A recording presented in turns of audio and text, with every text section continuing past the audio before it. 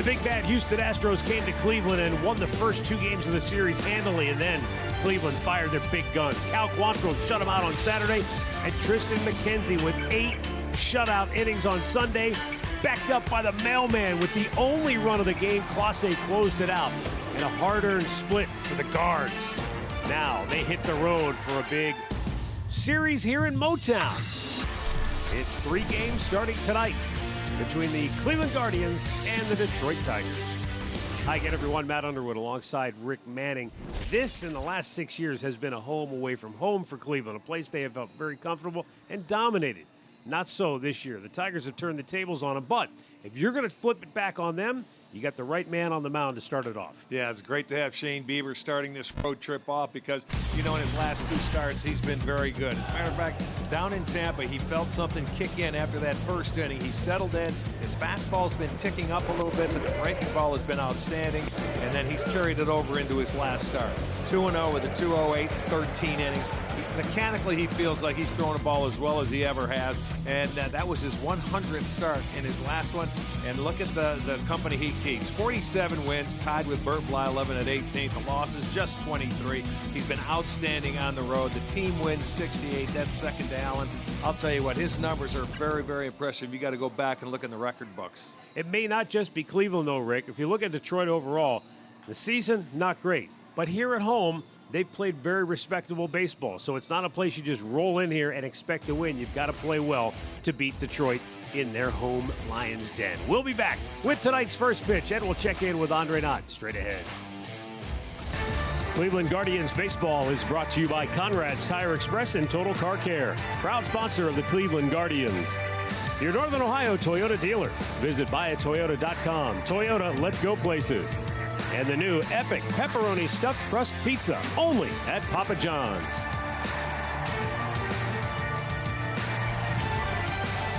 A few minutes away from tonight's first pitch between Cleveland and Detroit. Critical stretch of games. I mean, we're getting down to it here. We're already into the month of August. Twins are playing the Dodgers. Cleveland's got to take care of business here against the Detroit Tigers. And with more on the state of the Guards, let's go down to Andre Knott. Hey, you just said it. We're paying attention to what the other teams in the American League Central are doing. It's August. I don't think many thought that the Cleveland Guardians would be in the run for things when you look at the roster and the age of the roster. But they're here, and they're competing. A game out in the Central, a game and a half out in the wild card. For Chris Antonetti, he says there's 2 reasons why he thinks his team is where they're at. 2 things immediately come to mind for me. First, it all starts with the players. We have an incredible group of players, mostly young guys, that have stepped in and contributed. But I think it would be also important to emphasize the impact of some of our veteran players and the example and the tone that they've set from day one of spring training to help lead this young group. And then I would have to say Tito and the coaching staff, the environment that they create here, the expectations they set about guys just not coming to the major leagues just to be here, but to come up here and help us win games, and here's what we expect. I think the combination of those 2 factors is really what's put us in the position we're in today. Arch, I'll go off the last part because I agree. The expectation when you put this uniform on and Terry Francona is a manager is you're here to win. You're not here to take pictures. You're not here to try to get stats. You're here to win, and that's what this team has found a way to do in a year where many of us questioned where they were going. I think when you look at the team chemistry of this ball club, that's all it says. I mean, they all play their heart out. They hustle. They do everything. The kids just bought into it early, and the big guys, Ramirez and those boys, they set they set the ground rules for the rest of them, and it's really pretty cool to watch. And they've got their work cut out for them here tonight in Detroit, where the Tigers have won 6 out of 7 against Cleveland this year. First pitch is next. Alexander. Well, the 28-year-old left-hander is going to make a start again. That's the 7th start this year. He's had 10 appearances out of the bullpen. Back on July 14th, he pitched a ball game against the Guardians, won an inning, had just a couple of hits and 1 run. But he's been pitching well. His last start against Minnesota, he went 5 innings, gave up 2 hits and 2 runs, 5 strikeouts and only 1 walk. Wait, so that's his best. Isn't that Magnum PI? Yeah, it is in that Detroit hat. You're right. Let's take a look at the starting lineup for Terry Francona and the Guardians tonight. Presented by Progressive. Stephen Quad in the leadoff spot. Ahmed Rosario will bat second. Jose Ramirez is third. Then it's Oscar Gonzalez, Josh Naylor, and Owen Miller who will DH. Andres Jimenez bats seventh. Austin Hedges is eighth. And Miles Straw, the center fielder, batting ninth. And defensively for the Tigers, it looks like this, brought to you by Rally House. Badu is in left field. Green is in center. Willie Castro over and right. On the infield at third is Candelario. Baez is the shortstop. Scope is at second. Harold Castro is at first. Bernhardt is behind the plate. Andy Fletcher will call the balls and strikes. There's your crew chief, Bill Welke, down at first. Chris Siegel is at second base. And Gabe Morales over at third. It was a beautiful day and gorgeous late afternoon, but the clouds have rolled in. So it is very pleasant. 75 degrees at game time here in Motown. It's a breath of fresh air the way it's been, isn't it? It's been muggy and humid, but today it is perfect. And a first pitch strike to Stephen Kwan. We are underway. Stephen Kwan, since the All-Star break, leads the majors with 27 hits. Oh, he's been setting the table beautifully between him and Rosario. One thing about Alexander, he has pretty good control. He's only walked 10 in his 42 and a third innings, and in his career just 54 walks in 240 innings. So he should be around the plate consistently. No balls and 2 strikes.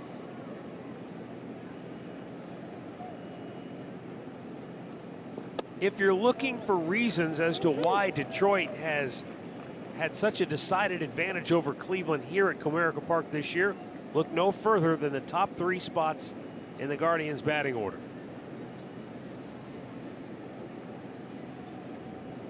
The 1-2. And a weak ground ball to second base. Jonathan Scope kicks it. Recovers just in the nick of time to retire Kwan for out number 1. To that in a moment. First, let's check out Tyler Alexander. What he features on StatCast 3D, powered by Google Cloud. Yeah, you'll see the fastball. It's only at 90 miles an hour, but he can command it. He has a little cutter, the changeup, and the slider. So far this year, Rick, Stephen Kwan, Ahmed Rosario, and Jose Ramirez. Those 3 hitters in the 7 games played here at Comerica Park have batted a combined 128. That's hard to believe. 9 total hits in 7 games. As you said, you control those guys, you've got a really good chance to beat this lineup. You will beat this lineup, especially Ramirez, who comes in here and he owned this ballpark for quite some time. You said 9 hits. He's had 9 hits in a series here before. Yeah.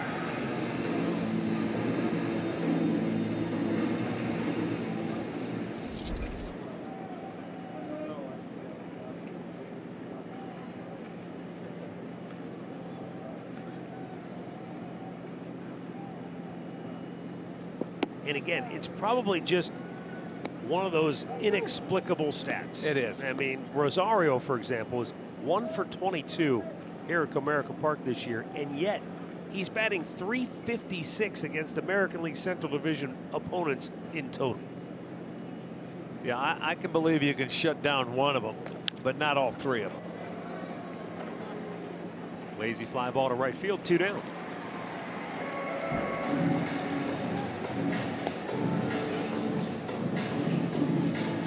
Now bring up Jose Ramirez. Number 11, Jose Ramirez.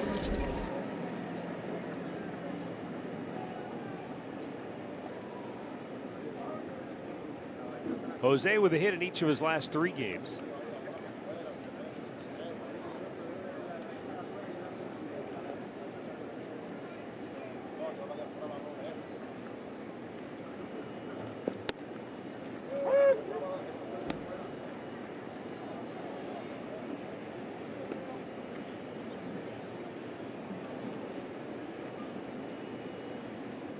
.1,100 career hits for Jose Ramirez.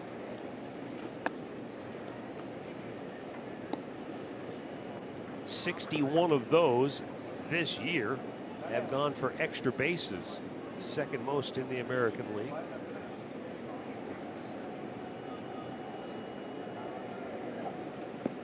straighten him up. This has been his side that he hasn't been as good from this year, from the right-hand side of the plate against left-handers. That's why a lot of times you'll see teams going to that bullpen late in the ball game when it's on the line to face Jose from the left side.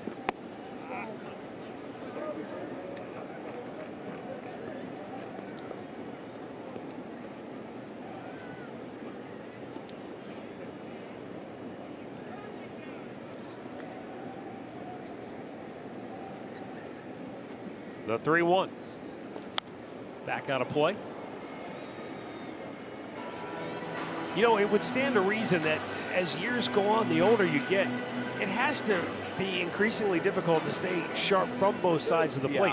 It's hard enough to stay sharp from one side of the plate. Yeah, we talk about, you know, how they have to work at it, you know, daily. You have to maintain that swing, especially when you're not as facing as many left-handers as maybe you once did. There's a base hit, though, from the right side for Ramirez. He turns first and took a strong look at second base, but the Tigers have played Ramirez enough to know don't dilly-dally. They get it in quickly. Well, that's just the thing right there. You have to run out of the box in this ballpark like it's going to be a double and make the outfield stop you. But like you say, they know the way the style of baseball that we are playing. They all hustle. Arch, I think you just hit on it with Jose. As much as he may practice, because we did the thing, you know, what, 4 or 5 years ago with him and Lindor. They tried it in batting practice, hit from both sides, take as many swings from both sides. But if you don't see left-handed pitching, it still can't be the same. No, that's true. I mean, you can work on it in batting practice. You have to get in the game and face them. I remember we used to have so many left-handers in this division. Right. Chicago had 2 or 3 starters going at it. These guys always had a couple. So, you know, it certainly does make a difference when you're not facing them regularly. You know, we saw Alexander when he first came up and he had the game where he had like 7 strikeouts or 8 strikeouts to start, and he was a little bit wilder. It seems like he's not as wild anymore, but now he's more efficient. And that's why he's had some success the last few starts that he's been out there. Yeah, he's reeled it in control-wise. He can hit his spots. Right at scope. Little bloop. And not a lot of hard contact here in the opening frame. No runs, a hit, 1 left. The Tigers are coming to bat. 500, 6-6, looking to get ahead. You can see on the season he's lost twice to these Tigers, but he has made his 12th start here against the Tigers. 8 career starts in this ballpark. He's 6-2, and he has thrown some very good games here. A.J. Hinch's starting lineup brought to you by Progressive. Riley Green leads it off for the Tigers. Talented young rookie Javier Baez, the veteran in the 2-hole, then Harold Castro. Miguel Cabrera will DH and back cleanup. Jamer Candelario, Willie Castro, Jonathan Scope, Tucker Barnhart, and Akil Baddoo batting 9th. Shane Bieber's first pitch is a low fastball at the knees for a strike.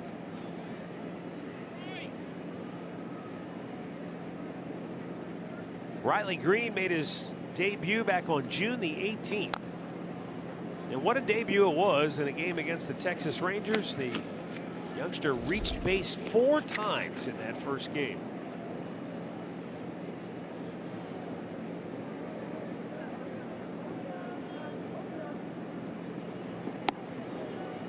Wow, just missed off the outside corner. 1 ball, 2 strikes. Green currently 3 hits in his last 14 at-bats. There it is. Swing and a miss. Bieber strikes him out to start the game. Let's check out the Guardians defense, brought to you by Rally House. In the outfield, it's going to be Kwan in left, Straws in center, Gonzalez over in right. And on the infield, Ramirez at third, Rosario in short, Jimenez is at second, Naylor at first, and Hedges doing the catching. So, Rick, we all know that Detroit spent big bucks to bring in Javier Baez, give him some pop, a veteran presence. And I know that Comerica Park is not necessarily a hitter's paradise, though Miguel Cabrera would beg to differ. But at home this year, Baez has hit just a $185, and only 2 of his 10 homers have come here at home. 17 runs batted in, 6 doubles in 46 games. I'll tell you why. You watch him; he tries to pull everything. When that right field fence out there should be your friend. because he has very good power, but he doesn't use the whole field like so many hitters. That's why he pulls off pitches. He chases balls out, off the plate and into the other's batter's box. You watch when he gets the pitchers get ahead of him, he just swings at everything, it seems like. 2-2 the count. So you're saying he's well, they throw the sliders away, but you're kind of saying he's got the one Juan Gonzalez to him a little bit, where he's afraid of left field here when he doesn't have to be. Hey, look, he's a good hitter. He has enough power to get him out at anywhere. You just can't hit every pitch out of the ballpark. You have to reel it in, you know, just because you get up there and you have power. If he swings like this, he has 10 homers on the year. If he gets 550 at bats or something like that, what's he going to have? Maybe 20? What does that help your team? Well, he's out looking here. He just took a fastball and couldn't pull the trigger. Bieber got him on three fastballs away. Storylines are brought to you by Wayside Furniture. Cleveland's looking for a little payback here in Detroit. And Bieber continuing to make a post-All-Star break statement that he's still at the top of his game. That fastball just showed it. That's one of the hardest fastballs he's thrown all season. And I talked to Carl Willis before the game, and he said he's a perfectionist. And after going through that injury last year, and Tito said this as well, sometimes when you're injured, you change arm slots and do things so it doesn't hurt anymore. And it's taken him a while to get back to that arm slot that he had previous to that injury. But they're excited because they feel like he may be on the way to really taking off for the last month or half of the season. They're sure hoping that. And also when you come back from an injury, like let's say Bieber's shoulder was injured, he's got to trust himself to cut it loose where you can throw it like you once did. You know, where you're not going to hurt it again. Last two starts, he's had this best velocity of the season, and I believe that fastball to Baez, I think I saw 93. You guys can tell me if I was wrong. That's where he wants to be. I don't look at the velocity. I just look at the where he paints it. Well, 1, 2, 3 is a good number, and that's how the Tigers go in the bottom of the first. A couple of Ks and a weak ground out, no score after one.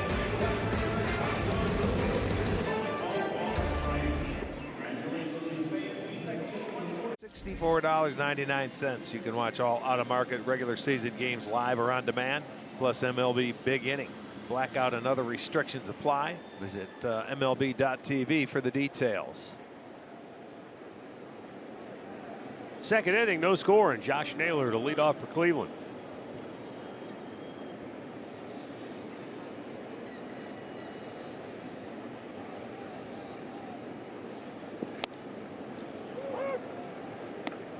He's giving him a little bit off the plate to the outside.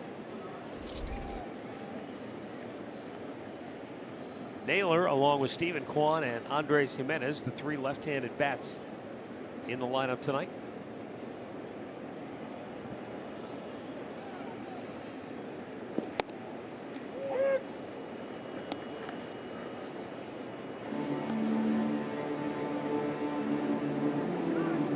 Naylor has flourished on the road this year, batting average-wise.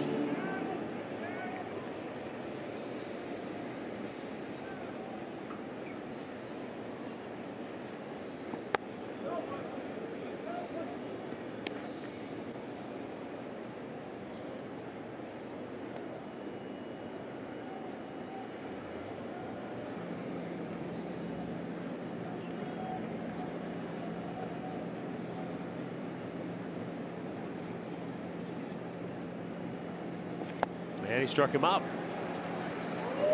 First K for Alexander, one down.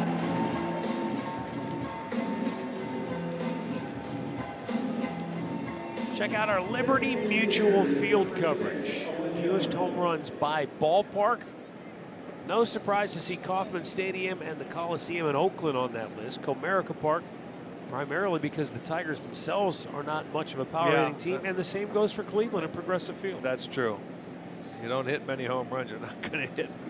Your ballpark's not going to just yield a bunch. American League Central, what happened? Foul, that's playable, but I don't think anybody can get there.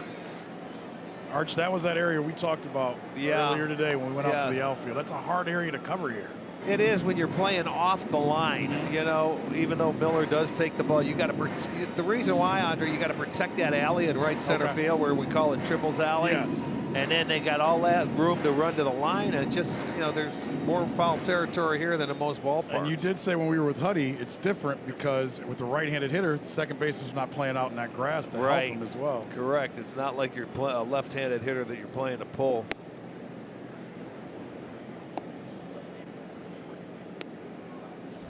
If the right fielder does not cut off the ball to his right, that's a triple. That's why you got to shade that way. Matt, I never thought the American League Central would be the place where you couldn't hit home runs. Well, you know, Dre, look, it's like anything. It's like any sport, any moment in time. We're just in a kind of a shift right now, right? Right. I mean, you know, the Tigers are down. Cleveland, while the youngest team in baseball, very competitive, but still, this is Don't hit home runs. They don't hit home runs. But they're a transitional team. True. I think the power will come for some of these guys. And in Kansas City's always been huge and never been a home run park either. So that's true. Well, yeah, but they hit more on the road than they do at home. It's a fair ball. Except not necessarily. Oh, Miller came close to beating it out. Yes, the call he in the did. field is out. Made by Bill Welke. Tito and company will check with Mike Barnett and see if it's worth the challenge. It was very close. Yeah, it was. But, you know, it looked like they did just get him. Let's take another look at it. As we're watching this, They will not challenge. you know, it's the rule, and we talked about. Remember the play last week that we had? I believe it was it Jimenez that hit first base, and they called him out, and it looked like he was safe because the guy hadn't caught the ball yet. Yes. Yeah. And Tito had a conversation with the umpire. He's like, "I'm not trying to start anything with you. I understand the rule." He's like, "But you're calling him out because when the ball hits the glove," he goes, "But what if he's scooping it and he doesn't have control of it?" He said, "What would you call?" He goes, "Well, I would call him safe if he doesn't have control of it." Well, that was what happened. Right. Deep left center, long run for Green, and he gets there to the warning track to haul it in. The guards go in order. We go to the bottom of the second, no score. Bottom of the second inning. Miguel Cabrera will lead off for the Tigers. We talked about it last week when we were at home, knowing this series was on the horizon. And the story began to circulate that Cabrera has played with a constant pain in his right knee that just will not subside. He's been dealing with it throughout the year, and it's raised the question, will he come back next year? He's got one more year left on the contract, but this could very well be it. He can barely get down the line. One away. He basically told reporters, I have to talk to my agent, I have to talk to the GM, I have to talk to everybody and just see what the plan is for next year. Yeah, it's the first time where he hasn't come out and said, I'm coming back. Well, he came up this weekend when they were playing the Rays and said, all right, take it back a step. I'm going to finish my contract. We're going to figure out a way to get me through it. But he did say something this weekend, Matt, of let's not write that I'm retiring just yet. I plan on finishing the contract next year. Yeah, and if something happens to change, then so be it.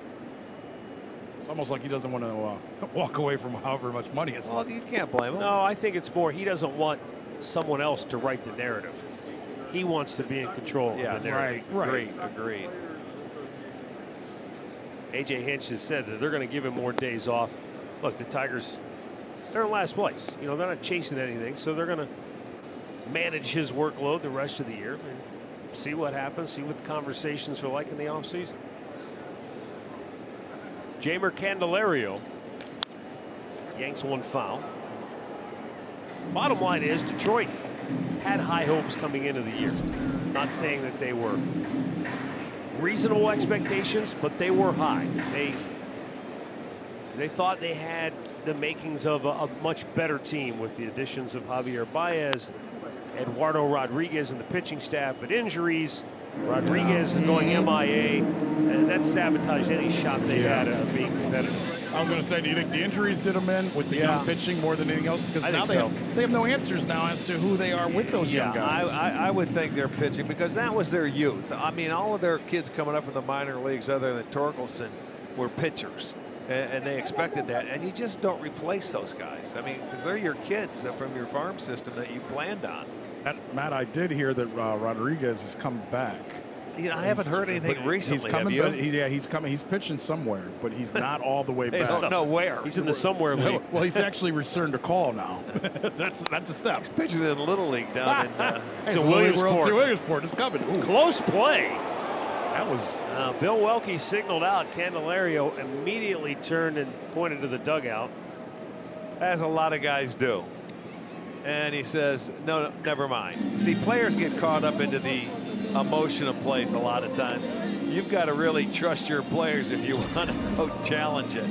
He knows it was close, but if you run this hard every day, that was close. Uh-oh. Check it. Check it. I want that base hit. He's out before that ball gets down there. Yep. Bang, bang. This game's been around 100 years and there's still bang bang plays. I don't care how big, how strong, how hard you throw, you still get. It's like we said. Game of inches. Whoever man. said 60 feet, Yeah. they knew something. Yes, they certainly did. 90 feet. I'm sorry, yeah, don't you wonder, like, had they gone 95 feet, had they gone 85, would it still be bang 89. bang? Do you think it'd still be bang bang no matter what, though? It could be. It could, I don't know. I never really thought about it that way of moving it in. If it's 89 feet, I'd see you'd see more base hits. I'll tell you what, if it was 60 feet, there'd be a lot more hits. I'd still be playing. Base hit by Willie Castro off the end of a diving glove of Andres Jimenez.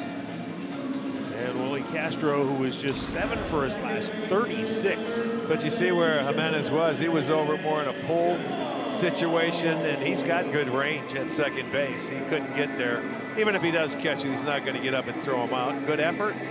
2-out single, first hit for Detroit. Tell you what, he's going to get the award for bumps and bruises at the end of the season. He's been hit by a pitch more than anybody 14 else. times. And I mean, he dives probably more frequently than anybody that I can think of as well. Well, when you have his range, because normally he's a shortstop, he can probably get to some of those balls that other second baseman can't, so he's going to give an effort. And he does. It doesn't matter if he's ranging to his right or his left.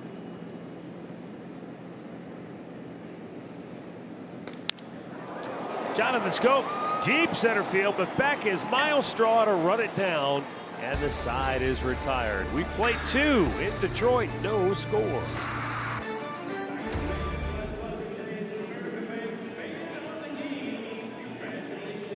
Sunday in Cleveland, Luke Maile providing the only run of the game with a solo home run. The last time that happened, how about 76 years ago? Wow. When Frankie Hayes hit a 9th inning home run to hand Bob Feller the win in his second career no-hitter. That's awesome. 9th inning. Feller said afterwards it was one of the sweetest home runs he had ever seen. No doubt. When you got a no-hitter going, he would have been like Harvey Haddix.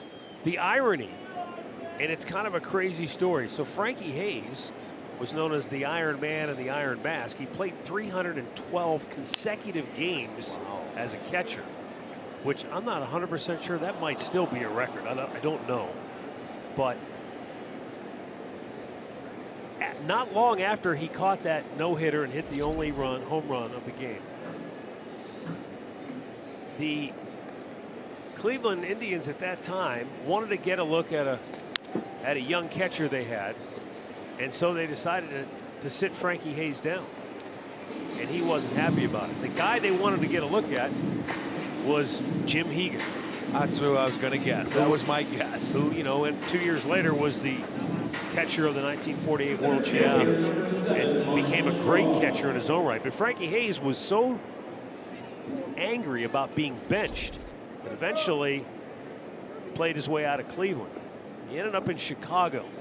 And later that same year, Bob Feller is throwing a no-hitter in Chicago, and the only hit of the game was a Frankie Hayes bloop single to center field. Really, what a story that Spoiled what would have been Bob's 3rd no-hitter at that time.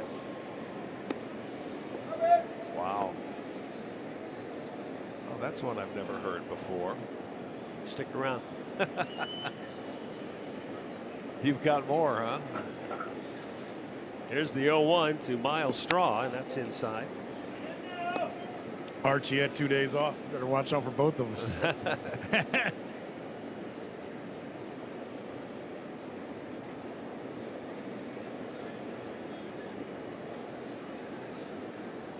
1-1 pitch and a ground ball to short. Baez throws out Miles Straw, 2 down. Before we turn it over to the top of the order, let's pause for a word from Spectrum Mobile. Spectrum Mobile has the best deal in mobile. 2+ lines of unlimited for just $29.99 each. Switch and save up to 60%. Visit SpectrumMobile.com.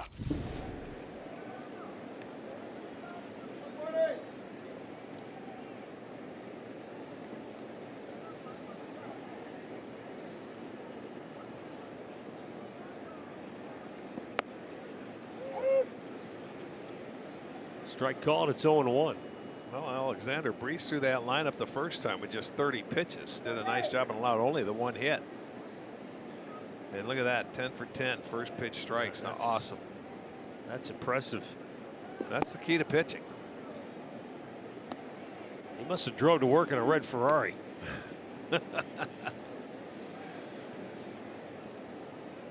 Just flew in from Hawaii. What was his assistant's name? Oh, gosh. There's a fly ball to left. Higgins is out there and left. He'll take care of that. The side retired in order. We'll go to the bottom of the third, no score.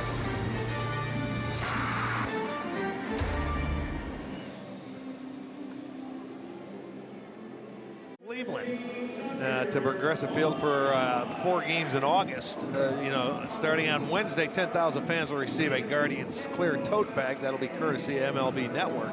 You can get your tickets at CLEGuardians.com or use the ballpark app. Have that day-night doubleheader. If you remember, we were rained out right before the All-Star break.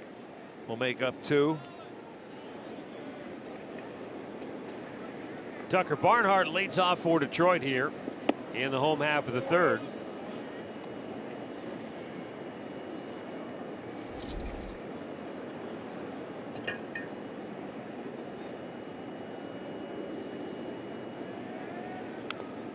In his last 7 games, Tucker Barnhart is just 2 for 19.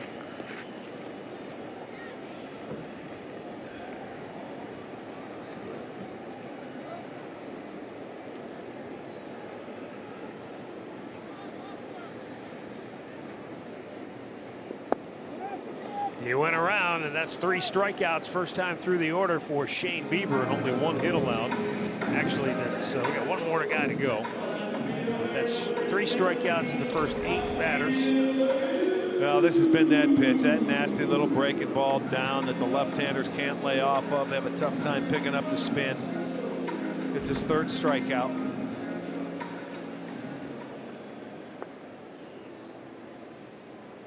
Akil Baddoo.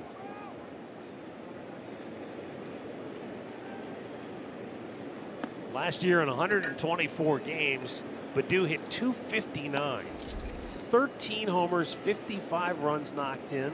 Yeah. This year, this is only his 34th game. He's at 146. Well, we remember he got off to a great start. And, boy, you know, it goes to show you that it doesn't matter how much you do that first year. You got to come back and try it again. Yeah. Matt, what's the thing that you always tell me Arch tells you about a guy year in and year out? You never know that they're going to put up those same type of numbers. We get caught up in, well, if this is what he did last year, then next year he's going to be better. Right. Yeah, it's not a guarantee. No, there's no guarantees in this game. You have 1 year. That year, when it's over, it's over. Well, and then you've got to start all over again. And I'm sure A.J. Hinch knows that on the other side. He's gone out of his way. Right field. Back is Oscar Gonzalez, 2 down. And maybe he's saying this because this is where their organization is at, but he is told Baddoo, you're a part of our future. You're a big leaguer.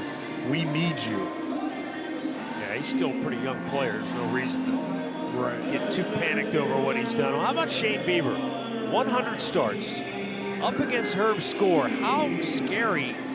Look how similar those numbers are in many cases. Except one. That just jumps out at me, though, the walks. 443 compared to 143. different. The innings are a lot too, but that's phenomenal. Well, no pitch counts back when Herbie was around, and I mean that's the biggest thing. But nor was the control. Right. You know, a lot of those guys. You look at Feller; they had great arms. They threw the ball. You know, they could throw it through a wall. Good curveballs, but they did throw a lot of pitches. They walked more guys. This guy has had pinpoint control and has always done that. That's been the amazing thing for Shane Bieber. Base hit right field for Riley Green. It comes with 2 outs here in the 3rd. Only the 2nd hit allowed by Shane Bieber. Yeah, he left that one up in the strike zone. He got taken advantage of there by the hitter. Check the location. I don't know if that was a slider. That was upstairs. Or a cutter, maybe. That might have been a cut fastball.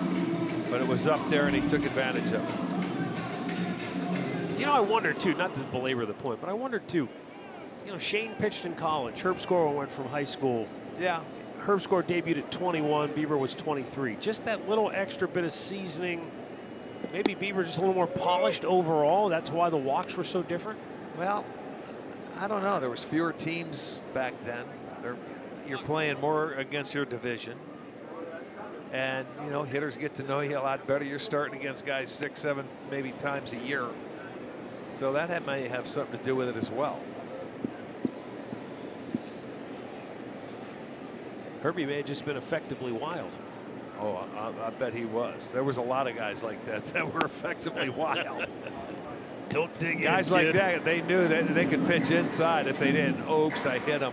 Sorry. That's the one thing. You called it effectively wild as long as if you weren't the hitter. Yeah. When you were the hitter, it's, oh my God, I don't want to face this guy. He doesn't know where it's going. And there were a lot of them.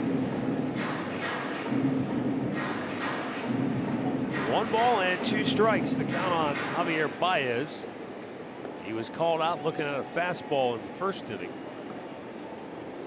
Yeah, he was sitting and you think he was sitting on that slider, knowing that he's going to try and get him to chase it, but Bieber just kept going with that fastball, which was very nice. We'll see if he gets it here. I don't think so. I think he'll get a slider.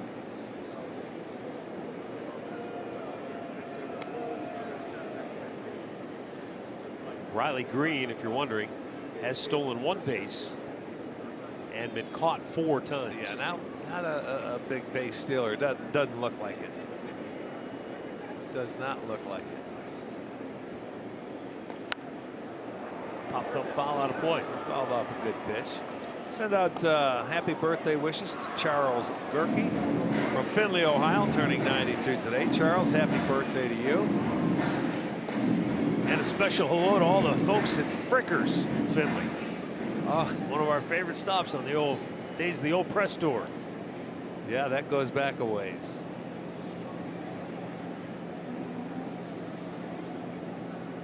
One-two pitch. He took a called 3rd strike.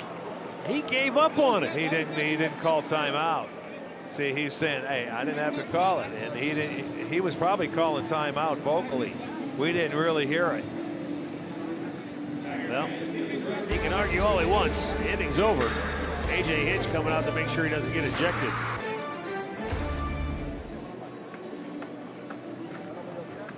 GMC Dealers with Alan Jensen. We'll get you ready for the ball game. And then we've got a day game to finish. So 6:30 p.m. tomorrow night. And then we'll finish up on Thursday with some afternoon ball. Aaron Savali returns to the mound tomorrow night for Cleveland. Drew Hutchison will go for Detroit. Ahmed Rosario leads off the 4th inning. And a bouncer foul 3rd base side. Only 1 hit so far for Cleveland, and that was a 2-out single by Jose Ramirez in the 1st inning.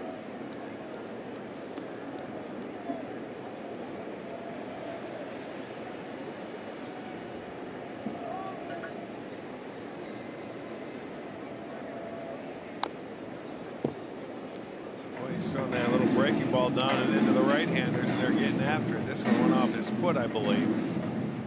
He has not been afraid to pitch them inside. He's jammed a couple righties the first time through the lineup.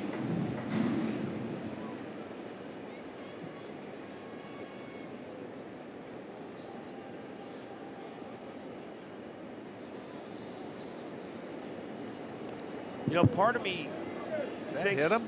No, part of me thinks they're being a little too aggressive, but then I look up. Out of his first 35 pitches, 26 of those were strikes. He's throwing strikes. We showed you the first pitch strikes. He was 10 for 10 going into it.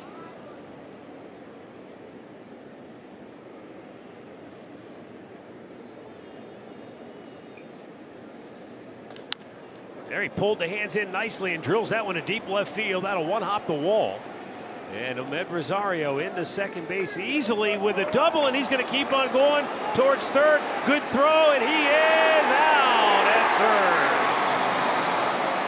Harold Castro with a tremendous job to back up the play. And Amed Rosario, when he saw the ball go skipping past the bag, he thought he could get to third. But alas, he was nailed at the bag. Rosario did a nice job of pulling the hands in. Now watch as he's going to second, and you're right. He wasn't really paying attention to where Castro was, and he made the play. That was a backup. That's why you should always be doing something on a play. That was not a good throw from the outfielder, but he got help from his first baseman, who did a really nice job, because it went from a leadoff double, having a man in scoring position, to 1 out and nobody on.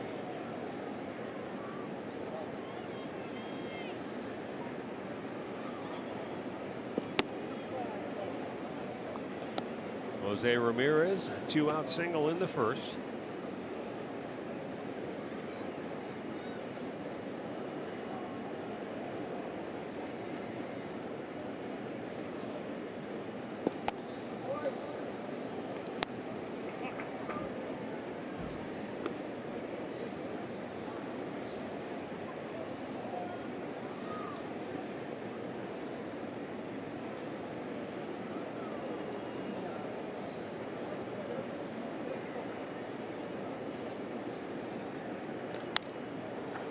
Back into the seats.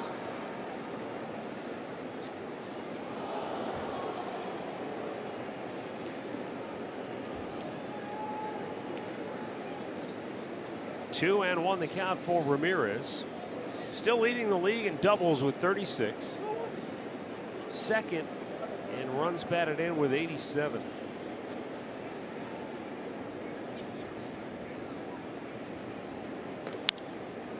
A sky high pop, shallow center field. Jonathan Scope puts it away, 2 down. Tonight's injury report brought to you by the attorneys at Elk and Elk. Alex Kirilloff of the Twins out for the year with a wrist injury. He was swinging the bat pretty well the last time we ran into him. That's the second time he's dealt with that. Yeah, wrist. Exactly. He had wrist issues last year. That's why he went back to the minor leagues. Carpenter fouled the ball off his foot and fractured a bone in there. Now, not on the injury report there, but Andre mentioned to us when we were riding over, it sounds like Tim Anderson 4 to 6 weeks is out, so it's at least a month, probably longer. It's at least a month. Yeah. Right. Well, you start looking around, and we've talked about this. Start looking around the AL Central, and you're looking at the injuries and how they affect different teams. And you look at, the Twins. Not only did you have that, but you had the center fielder. He's been banged up all year. Their shortstop that they brought up for a little bit's been hurt. There's a lot of guys banged up in this division. Well, I mean, if Tim Anderson's out a month, minimum, that's September 10th. You're talking a week into the September. If it's any longer than that, you'll wonder. That's the season. If he can come back at all. And if he can come back, and it's his left hand, and that's the hand if you're hit, you need that hand as a right-hander. I'd say he's done, guys, for the year. I would think. Well, I'll tell you what, it's going to be hard to replace him. I was just going to say, they don't have another Tim Anderson waiting in the wings. 1-2 bowed back.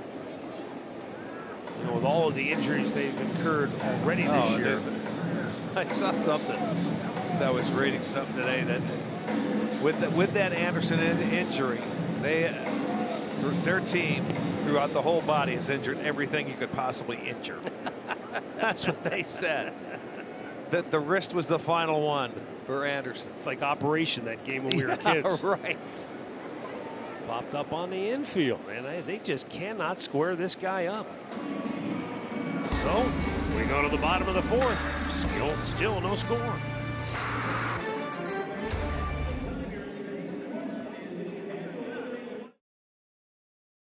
Bieber dealing as always in his 3 innings. He's painting the corners, throwing some nice fastballs on the edges, has 4 strikeouts, hasn't walked anybody, allowed just 2 hits, and he got the last one.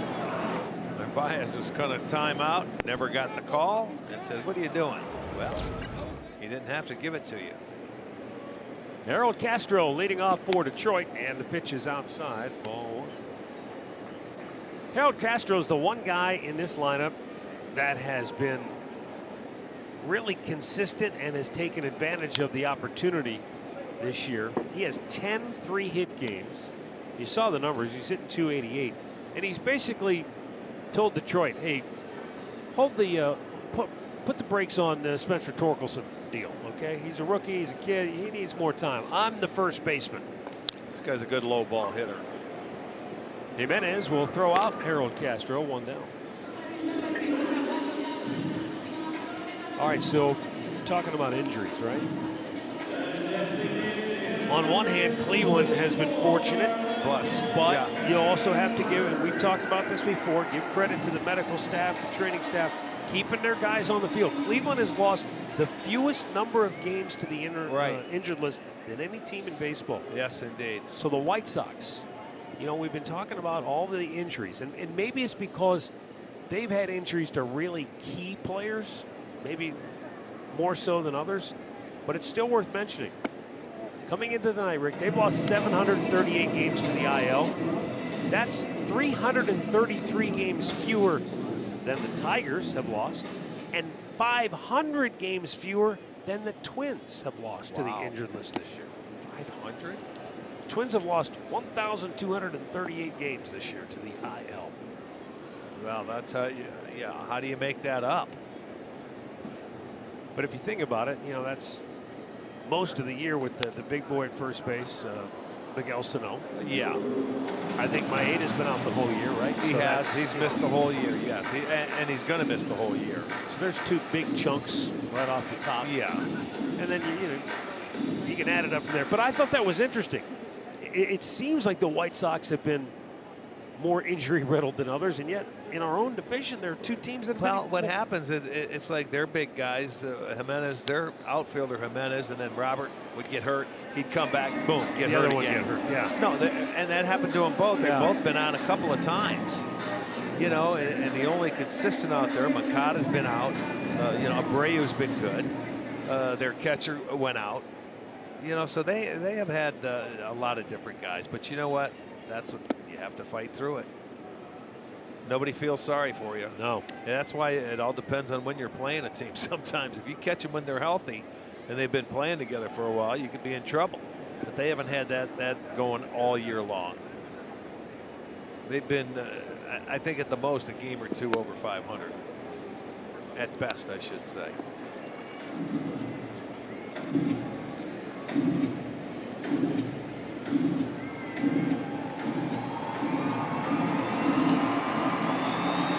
One out, 4th inning. Miguel Cabrera 0 for 1.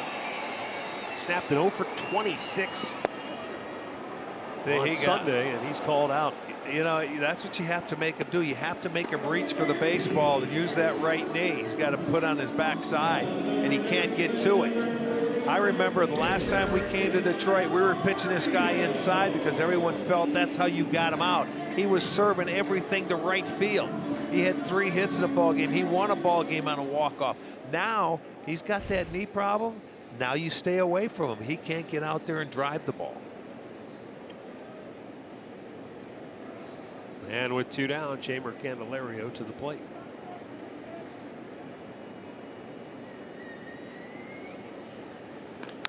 And he rolls it over, but it's foul.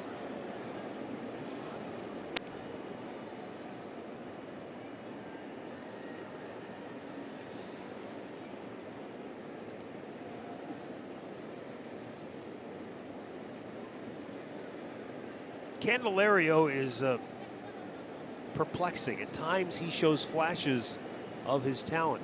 In a recent 3-game series against San Diego, he went 8 for 13. but in his last 10 games, he is 6 for 34. Yeah, when you're playing every day, you got to find some sort of consistency. And Detroit has been last all year long when it comes to scoring runs. 354 on the season. They don't least amount of homers. They don't walk a whole lot. I mean, so they have no. AJ's got nobody. They got to pitch well every game. He went too far. Candelario is rung up. That's a half dozen Ks for Shane Bieber. 4 scoreless for the right-hander. But we have no score in Motown.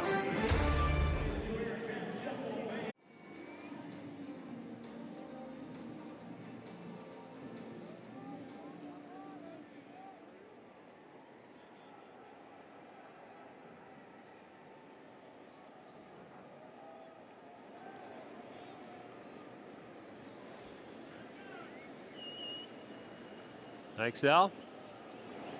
Here's Josh Naylor leading off inning number 5 with a high fly ball to center field. And Riley Green backs up to make the catch. 1 down. That's like dead man's alley. Nobody hits one out where he was That's out where there. the center fielders make their money, Andre. Matt, I've never seen your partner smile. I mean, I almost had to put 2 pairs of sunglasses on. We went out today. We got out to center field, and he goes, "This is where you make your money." He was so happy to stand out there in that right center area and talk about the outfield. It was a treat to see. I've watched it from up here for so long. I like that angle looking in. That's a much better angle to watch it from. This is a beautiful park. I'm glad we did walk the park, and you guys will be able to see that in Guardians Live over the next few nights and Thursday afternoon. Well, look, if you can run, it's a fun center field to play. And over the years, we've seen Curtis Granderson, Austin Jackson. We've seen some good ones for Detroit. And then we've had some good center fielders that have come and played here. And obviously, Miles Straw right now, as good as they get. Oh, yeah, Grady Sizemore. And yes, that'll get down for a hit. And Owen Miller has just the 3rd hit of the day for Cleveland. But a 1-out base runner now here in the 5th inning. What's the most important, if you're a center fielder defensively, what is to you the most important area of the field that you have to defend at all costs? Ooh. Well, I'll tell you what. For me, it's not playing too deep here. You got to be able to take some singles away too. But you've got to be, if you're going to be a center fielder in this park, you've got to be able to go back on a ball. That's got to be your strong suit because you can play shallower. If you have to play deeper, you're not going to get those singles, but you can cut off the alleys. Rick, you asked a good question to Kyle Hudson when we were out there today about what he was doing with his young outfielders. And I thought it was big that he kind of feels like he can trust Quan in left. He's starting to much more. And Straw. Yes, yes. And I agree. He says, hey, I let them. And they have to learn it on their own. But, I mean, he gives them all the information that they need to know. And they play off each other, which, which is great. The communication of the outfield play here this year by the Guardians has gotten so much better as the year's gone on. They're doing the little things right. And you just have to continue to do it because they play as a unit. As much as we've talked about them being a young team and guys coming and going, you've said this and it's finally happened. The same guys are playing those positions as well. Base hit right field. Owen Miller hits the bag at second. He'll go for 3rd. Here's the throw. It's way offline, and he's in there easily. And Jimenez was watching the throw, but he just couldn't gauge if he was going to be able to get to second, but they've got him at the corners with 1 out. I like the hustle there because you know what? If you have a right fielder with a good arm and he's accurate, he's out. But you force him to make a good throw. And this is an infielder that's playing out there, Willie Castro. And he forced him to make a good throw. It was offline, and it was a tough read because it was down. You see, it was there, but he couldn't get a read, and he didn't know how far it kicked off the glove of Baez. So the throw was not accurate. Arch, seeing that, though, was he throwing it to the short? You know what I mean? It was almost like that was 2 second base, and the guy didn't catch it. Well, that's where Baez was. Yeah, okay. He was around second base, but I think it had a little tail to it. All right. I didn't see it from that angle until we just showed that replay, and it looked like he wasn't trying to throw him out. That somebody wasn't where they were supposed to be. Well, right. I mean, he should have just cut the ball, is what he should have, and he did. He let it go through, but he wasn't lined up properly, I don't think. Austin Hedges ready to step in now. 1st and 3rd, 1 out.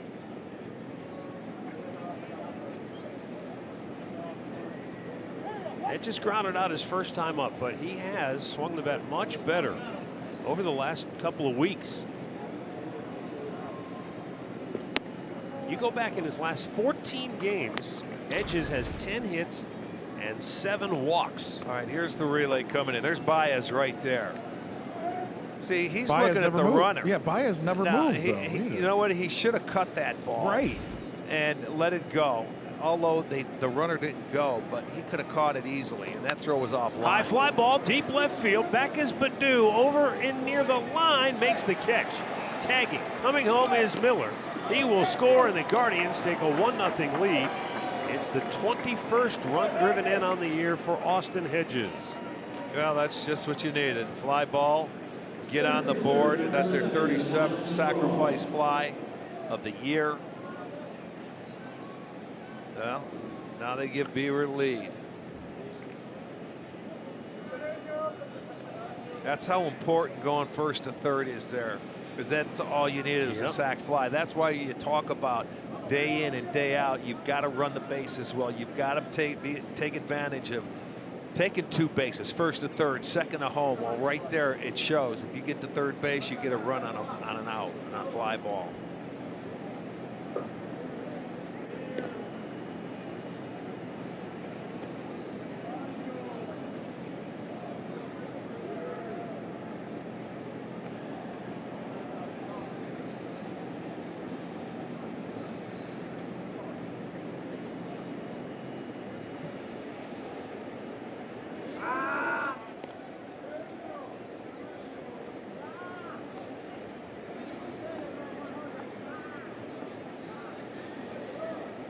We'll keep an eye on Jimenez, and rightfully so. Has 12 stolen bases on the year. You've got Straw, but he may let him take a swing first or see what the count is. He's been in a pretty good rhythm. He's been with very good control. Now he's taking a little concentration away from him to the hitter with a man on first and 2 out.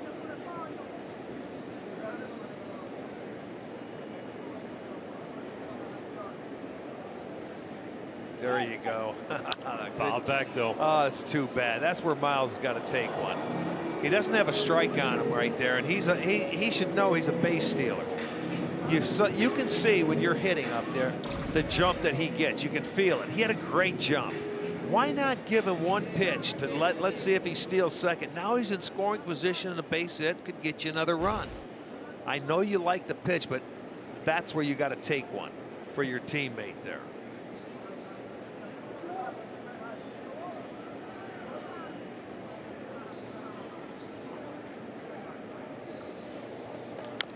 Chopper foul. Boy, it took a wicked hop too. Sure did.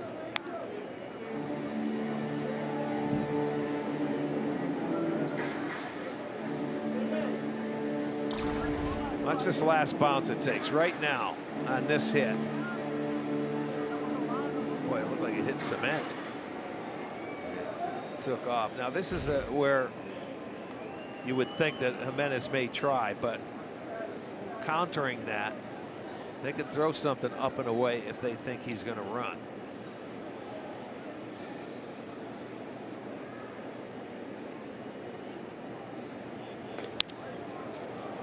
Center field.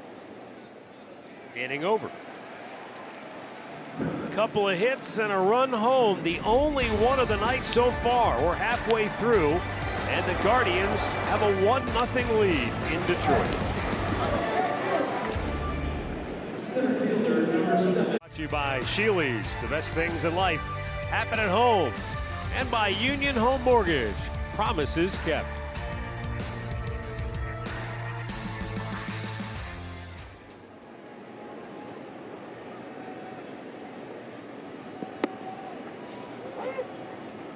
Willie Castro leading off the bottom of the 5th. Shane Bieber with a 1-0 lead.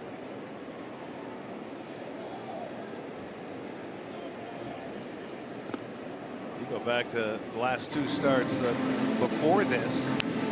Starters have 14 consecutive shutout innings. You add these 4 on now, and there's 18 by the starters. They've done a nice job of putting zeros on the board.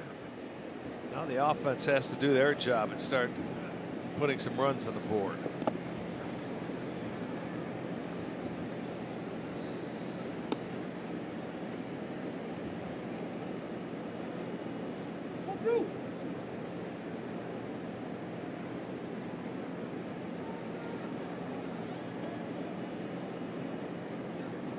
And a swing and a miss. That's 7 strikeouts for Shane Bieber.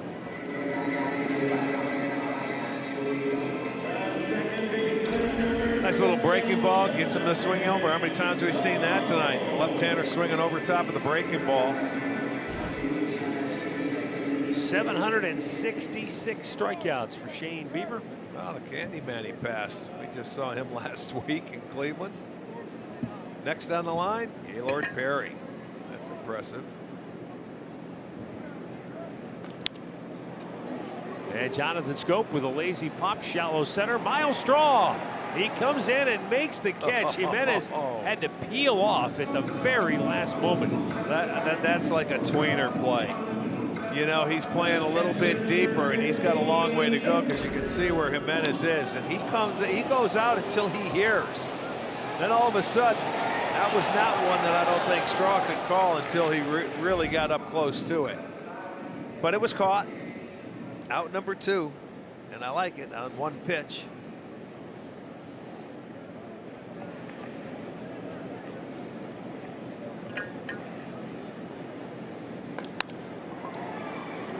Oh my, get up and throw him out. Yes, he will. Wow, what a play. Andres Jimenez goes diving into shallow right field, flags it down, and took a hit away from Tucker Barnhart. And on 6 pitches, Shane Bieber retires the Tigers in order. That's 7 straight for the right-hander.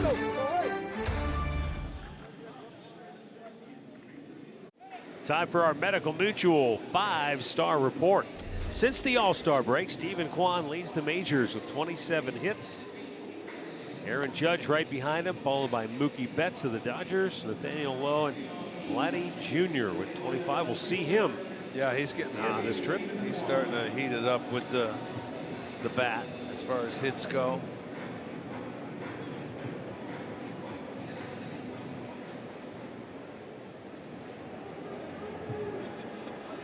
Yeah, when Kwan, his hitting streak ended at 18, he came out of that game because he fouled that ball off his toe, and then came right back the next day and had a couple more on Sunday. So he didn't miss a beat.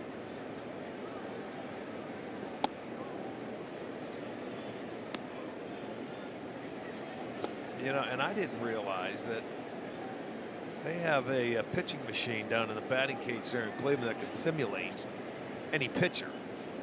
And they, the lefty that he was, oh, there's a Kwan with a deep drive right field, off the top of the fence. He's digging for 2, and he's going to be in there safely with a leadoff double.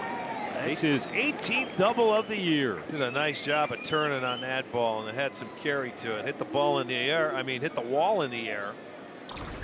Watch him turn on it. Gets that foot down, and he got himself to a fastball on the inner part of the plate and smoked it.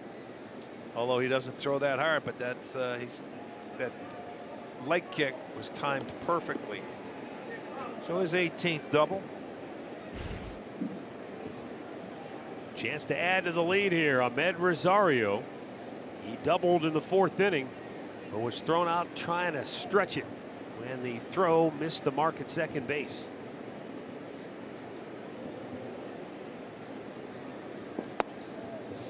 But getting back to that. Yeah, I got you, Arch. What happened is that in that game against Houston, the lefty that the Astros were pitching that night, Framber Valdez. Framber Valdez. They had the machine set up. He fouled the ball off during BP off that same toe. Same toe. Same toe. And then it happened in the game.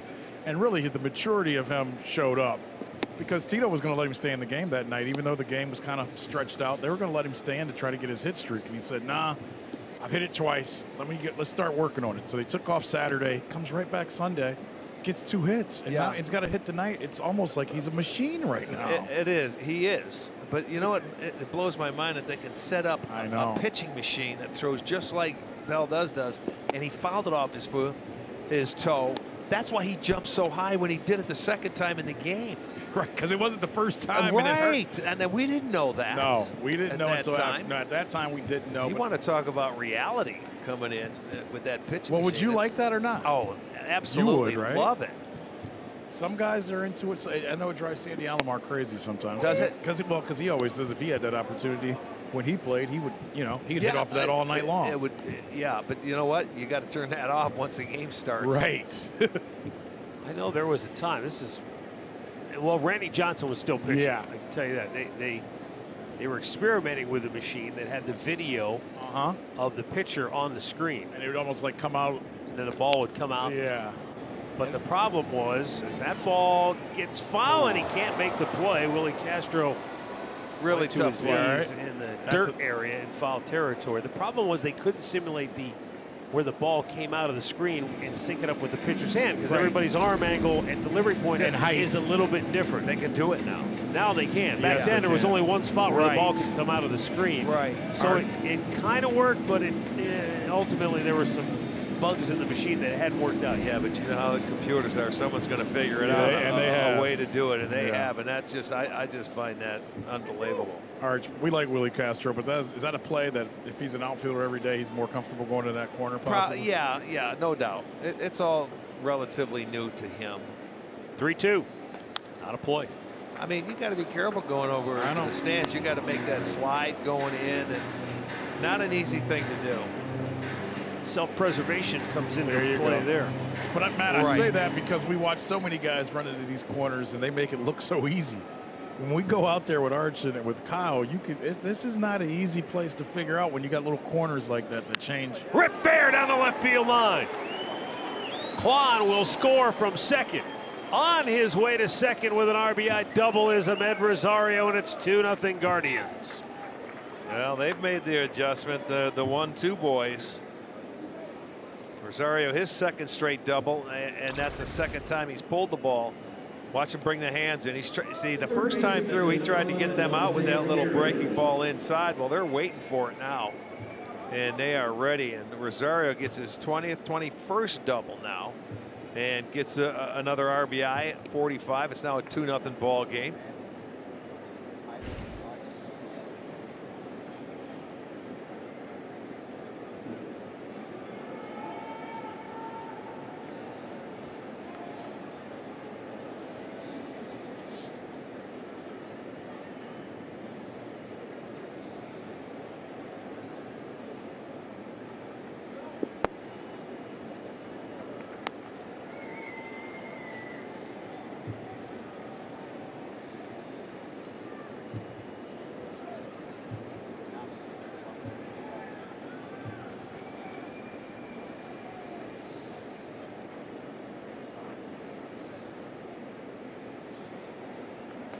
And a high pop. Near the line. And the first baseman, Harold Castro, hauls it in, 1 down. Well, on Friday, August 19th, the Guardians will host the White Sox, and it's time for a Rockin' Blast presented by First Energy. It is also Sugardale Dollar Dog Night that night. You can be at the ballpark early for a pregame in the district presented by Miller Lite. You can purchase your tickets at the ballpark app or visit CLEGuardians.com.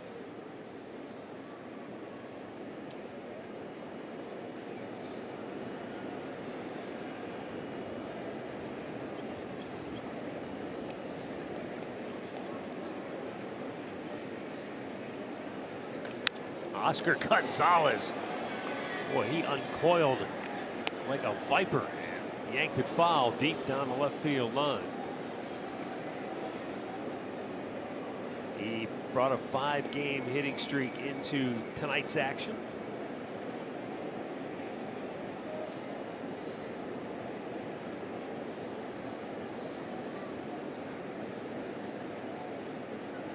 It's still way too early to tell, but I thought it was interesting when I noticed that so far this year Oscar has hit .313 against right-handers, just .255 against lefties.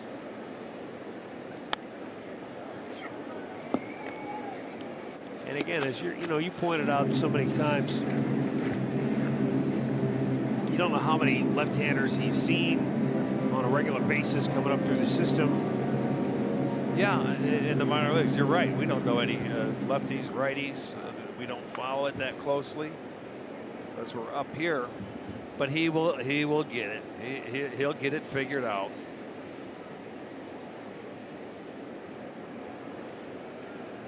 See, they've been trying to get him out inside, running it in. And that's, you see, that's why everybody thinks because you're a good right-handed hitter, you can automatically hit left-handers. That's not true. A lot of right-handers like the ball going away from them as opposed to coming into them. You know, when they cut it in there and change-ups away, they mess with their timing, and it takes a while to get used to it. I was going to say a lot of hitters say they've got to learn up here to hit lefties because of what you just said. You don't see it many of them when you're growing up, and then they're some of the best in the world that are doing it. You're right. I mean, if they can control it. See, there it is on his fists. Oh, it got through somehow. Now wait, Candelario dove for it, and I think it went over his glove and under Baez's. Does that count as a seeing eye single? Absolutely. And what a good eye that was. That gets him a knock. Move the runner along. Watch for Candelario. I thought he was going to at least knock it down. He right over his glove. And look at that, right between them. That is reminds me of being a kid at Old Cleveland Stadium. You know, the big scoreboard. They weren't as fancy back then, but it would pop up. That ball had eyes. Big two giant eyeballs would pop out on the scoreboard. That ball, it certainly did. Did it ever. Now with 2 on and 1 out, Josh Naylor. 0 for 2 tonight.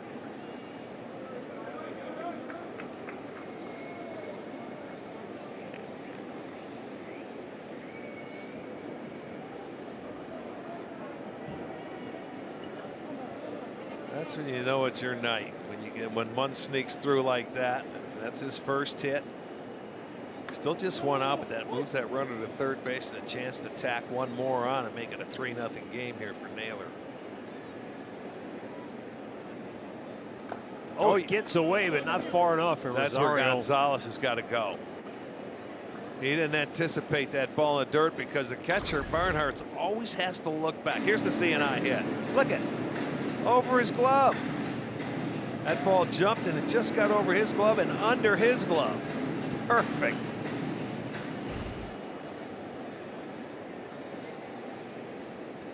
Sometimes it's a game of millimeters. It was there.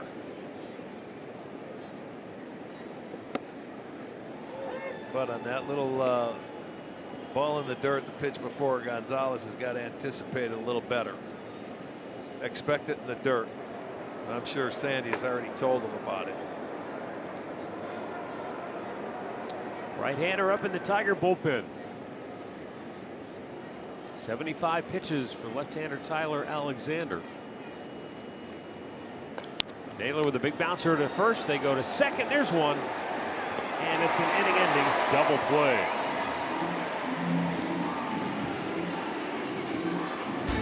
They double their pleasure here in the 6th.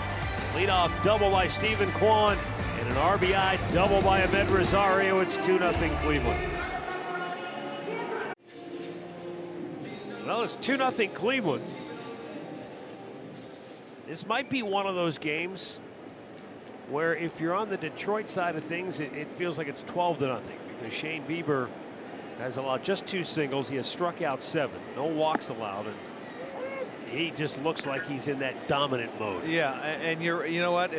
The reason why you say that is because Detroit don't score a lot of runs. That's why if you can get a lead early on this team, it's always good because you'll put more pressure on them.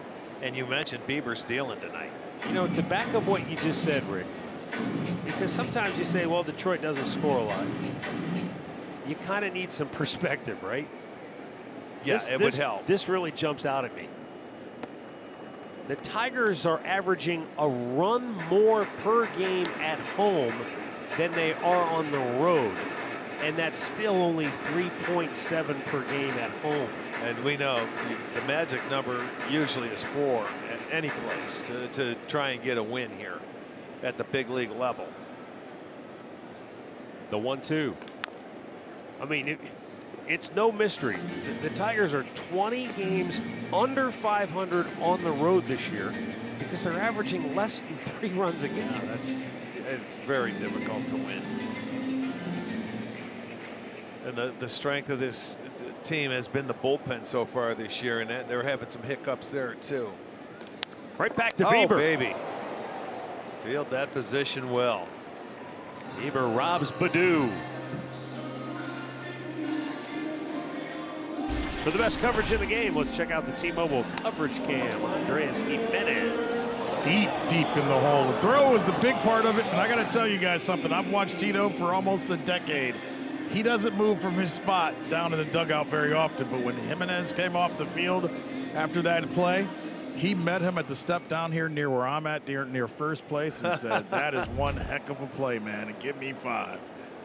Tells you a lot about where this team is. We talked about before the game, just expectations and how they've played. And I know in the pregame show I talked a little bit about he's a shortstop, Rosario, just the plays he's made over the last couple of days. Their defense up the middle arch, and you consider Straw, it has been game-changing to watch these guys over the whole season, how the plays that they've made this year. Rosario's getting much better up the middle. I mean, he had a good series against Houston. He had a really good series. But and I want to say, Mike Sarbaugh said it best. If he gets to the ball, it's an out. And he goes, and that's all you can ask. Right? And that's what he said he worked on with him at last season. Let's just get to the ball, get it in your glove, and make your throw. You can do that. We can deal with the balls you can't get to. Just make the everyday play every day. That's going to find a hole. And Riley Green has the 3rd hit of the night for Detroit, and he has 2 of them. Yeah, he's got 2 of the 3. Man, he hits good pitching. He got a home run the other night against Kluber, if you remember we showed the highlight. That might be a sign that he's a good player, because every time he sees good pitching, he gets hits. It's a little cutter inside. Didn't get it in, though. Well, he got it in, but not enough for him to get it through the hole. But you know what? If a guy gets a hit like that on a pitch, hey, that's all right. It's only a single. Still a double play away. And Bieber has gotten 11 ground ball double plays this year. Garrett Jones going to need a step ladder, though, when he talks to Riley Green. High pop foul out of play to the right. Good to see Gary moving around well, though. The Tigers' first base coach buckled a knee when we were here earlier this season. He was out for a while. It really hobbled him. Yeah.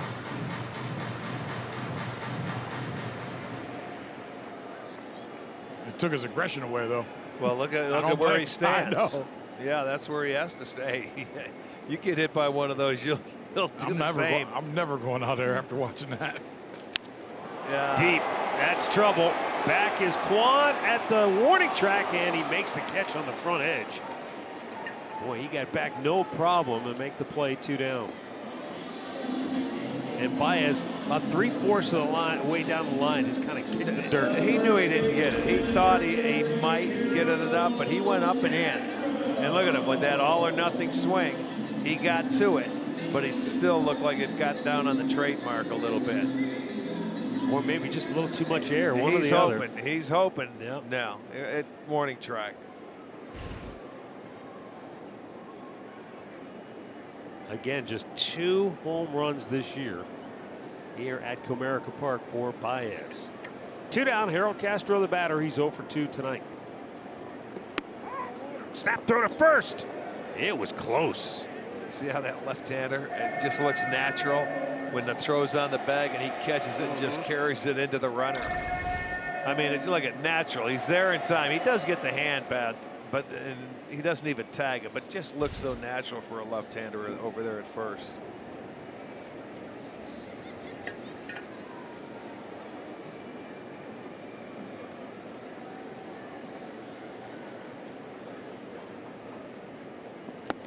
Swung out and missed. It's 1-1.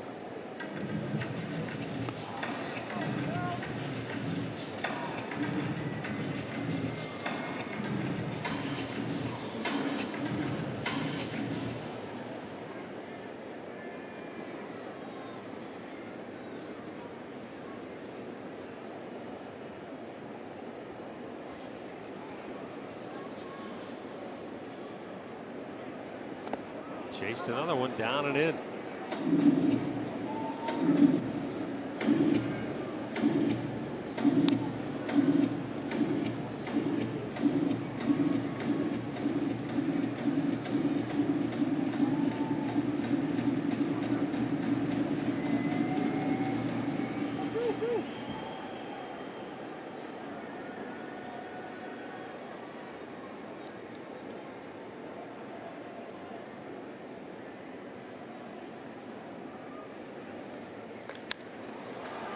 Jimenez takes care of that. 6 scoreless frames for Shane Bieber. Guardians 2, Tigers nothing. Guardians baseball brought to you by Chevrolet, the #1 selling family of SUVs in the Cleveland area.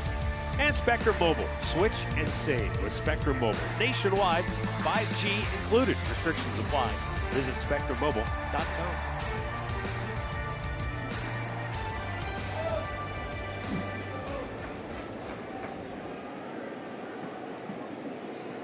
Seventh inning, 2-0 Guardians. Owen Miller leads off. Owen Miller playing a key role in this game. He singled with 1 out in the 5th inning and then went first to third on a base hit to right field. And I bring that up because as he taps one back to the mound, we recently played Arizona at home. And Arizona, in their press notes, made a note that the Diamondbacks have one of the highest extra base taken percentages in baseball. And I was looking at that like, now there's one I've never heard before. It measures the percentage of times a base runner goes first to third on a single or first to home on a double. Second to home. In other words, you take that extra base. Right. Man. And so I got me thinking, Cleveland's a pretty aggressive base running team. So where are they at? Overall, around the league average. The league average is 41%. However, Owen Miller, 39%. Really? And then Jose Ramirez, 46. No Stephen Kwan and Andres Jimenez, that's good 47. So him, he was up there? Straw, 48. And Rosario, 65% of the time. There you go. He gets the extra base when running. Yeah. Matt, I tip my hat to you because you made a rule I go off of a long time ago. If there's a stat and I've got to explain it, it takes a long time, we don't do it. But I'm glad you're doing that one. I learned something tonight. Well, that one was pretty easy to kind of. I had never heard extra Neither base I. percentage taken, and I thought, well, that's kind of interesting because of the way this team that we Play. watch every day That's the way plays the they play. game. Yeah. Well, and the guys who were talking about that were above average are the guys with speed. Yeah. And the guys just with average speed, you should be at least average. You know what I'm saying? Even if you can't run, you got to be able to do that. But you get one to buy in, and everybody does. And as a team, we're good. You just said something, though, Arch, that Tito has made firm from day one with the young guys and with the veterans. Everybody's got to do it. Everybody's got to play that way. He has told them, just because you're 22, you got to play this way, and if you're 32, you have to play this way. Right. Because if one does it, everybody does Right. it, and then it's contagious. And then they start getting kudos for it. From in that dugout. You've mentioned it, and I think it's worth noting in this conversation that guys like Stephen Kwan and even Andres Jimenez, they're going to get better. Yeah. Once they get a little more comfortable, And know the league. outfielders, know the situations, Yes. The ballpark. There have been times where maybe they've erred on the side of caution. They have. As they get better, they're going to be better at taking that extra Just base. watch the scoreboard. The scoreboard will dictate how you run the bases. Yeah. Matt, you mentioned how Austin Hedges has been swinging the bat better over the last few weeks. How about Guardians hitters, period? Since July 26, Guardians catchers have combined for a .440 on base percentage. Now, you might say, oh, that's okay. That's second best in the majors in that point in time. So both of those guys, the mailman and Hedges, have started to play better, even at the batting average, and it's not going to. It's not going to scream out anything. That's run down by Willie Castro in right center field. It had a chance to maybe find the alley, but they go 1, 2, 3. Stretch time in Detroit, 2-0 Guards. Energy, don't worry. It's back again on Saturday night when the Guardians will host the White Sox. 12,500 fans will receive a Guardians blanket. That'll be courtesy of Union Home Mortgage. You can be at the ballpark early for a pregame out in the district. Purchase your tickets with the ballpark app or visit CLEGuardians.com. Miguel Cabrera will lead off the 7th inning for Detroit. Bottom of the 7th inning. He's 0 for 2 tonight.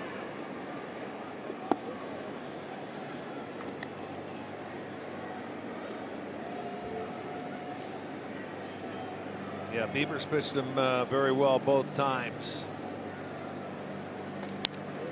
And that time, base hit back up to the yeah, he didn't get it away enough, and that's one Cabrera could reach. He didn't have to use that right knee and stay back on it. I bet it had a little bit of the plate. He's been able to pitch him tough. The fastball the first time up, the second time was a slider, but he went out there this time and got that fastball that was painted away. So give credit to that guy, future Hall of Famer. You stay out there, he's going to get you sooner or later. And no pinch run for Cabrera as he comes out of the game. Yeah, Victor Reyes will run for him.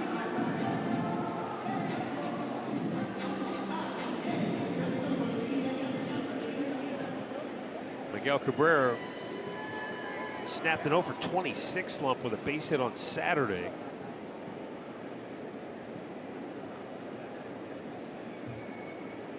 He finishes 1-for-3 here tonight. Jeimer Candelario to the plate, 0-for-2. Arch, I want to ask you something. You may not have an answer, but you played the game at this level. What is it like when you start losing some of the abilities that you had and you're still at the plate? Because when I watch Miguel Cabrera, we've watched him for the last 6-7 years, and he isn't the same guy he was the first 11. But he's still making it. And he's still hitting over 300. So how has he made the adjustments to do what he has done? Well, he's wise. He knows everything. He probably can break down the pitcher and tells you every pitch he's probably going to throw you.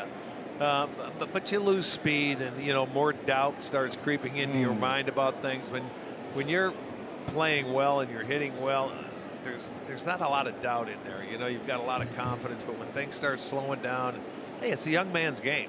Yeah. And then reality starts creeping in and say, well, it is. I'm on the downside of my career. So you just compete. I say that because when we were here last time, we were walking out, and my kids were with me, and I introduced him to him, and I said, hey, man, you're still fun to watch. And he said, it ain't as much fun as it used to be. And he laughed. But but that kind of hit me.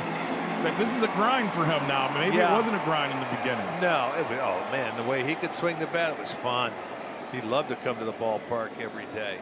Man, it's like that old who was the Pittsburgh Steeler with the Pepsi commercial, and he's walking out with the jersey? Mean Joe Green. Yeah, when Mean Joe was walking out, Yeah. that was what it was like watching Cabrera. He's limping and kind of dragging that leg, and you're like, man, this guy's a Hall of Famer. Yeah, he's a warrior, man. And it isn't as much fun as it once was. But I mean, you signed that big deal, and he's had his day. He's been blessed with the talent he has had, and he's taken advantage of it.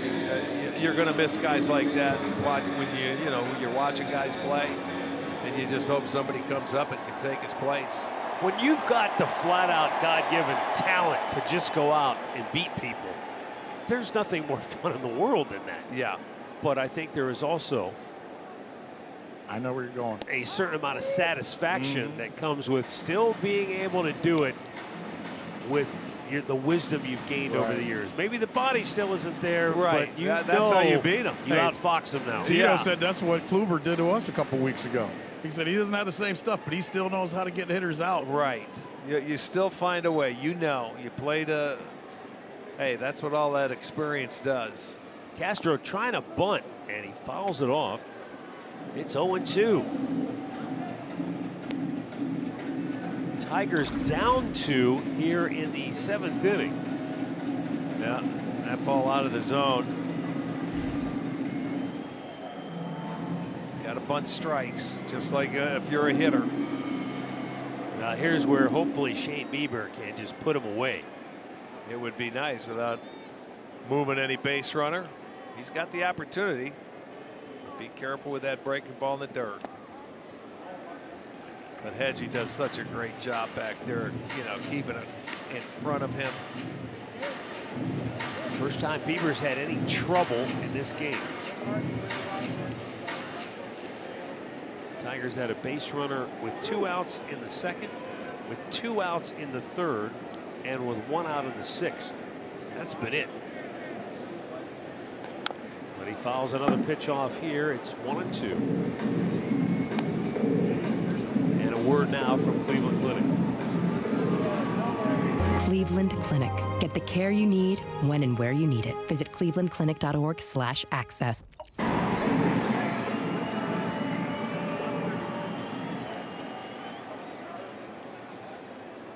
Love to get himself a double play ball. That would be a beautiful thing.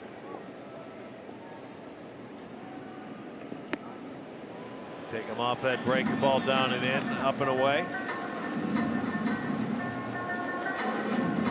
We have action in the Cleveland bullpen as James Karinchak heats up.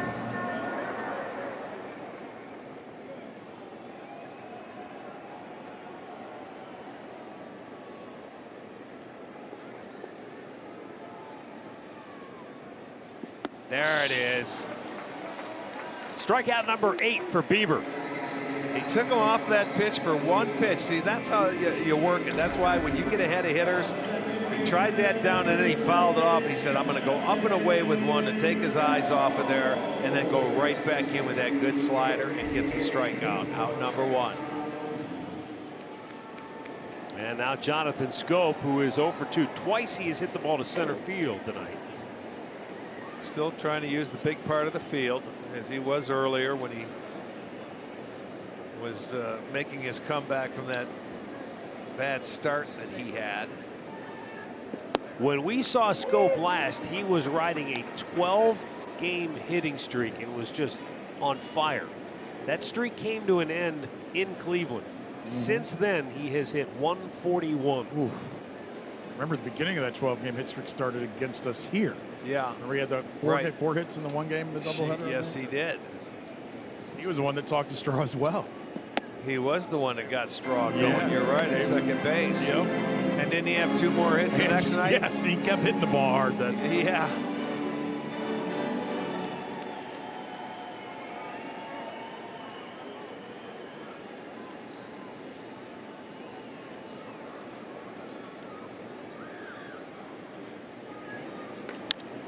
High that's in pop-up. play. Foul territory. Naylor is under it and makes the grab 2 away.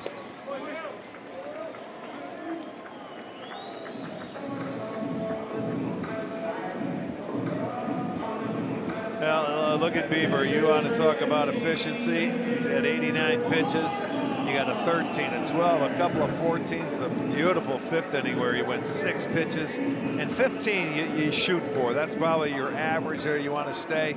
He's beaten that, and he's had to work hard to get through this 7th. Arch, I don't want to get ahead of myself, but we talked to Carl a week ago at home, and he talked about how they kind of slow rolled the starters, and they were hoping they would pay off in the month of August and September. Yeah. Think about what your starters have done now the last 3 nights out. They've been terrific. The top guys that you need to get going if they really want to make a run. I was glad to see he was starting the first game of this road trip. I'll tell you that, in this ballpark where he's had a lot of success. Savali, same thing. He's had a ton of success here. Tomorrow night, you hope he can get on some kind of roll, even though he won't be at 100 pitches. Yeah, again, he's handicapped a little bit. Weak ground ball to Rosario. Good job. He'll have to go to first. He does. Inning over. What a job by Shane Bieber. Tigers had 2 on and nobody out, and he just slammed the door in their face. By authority of the Cleveland Guardians and may not be reproduced or retransmitted in any form. And the accounts and descriptions of this game may not be disseminated without the express written consent of the Cleveland Guardians.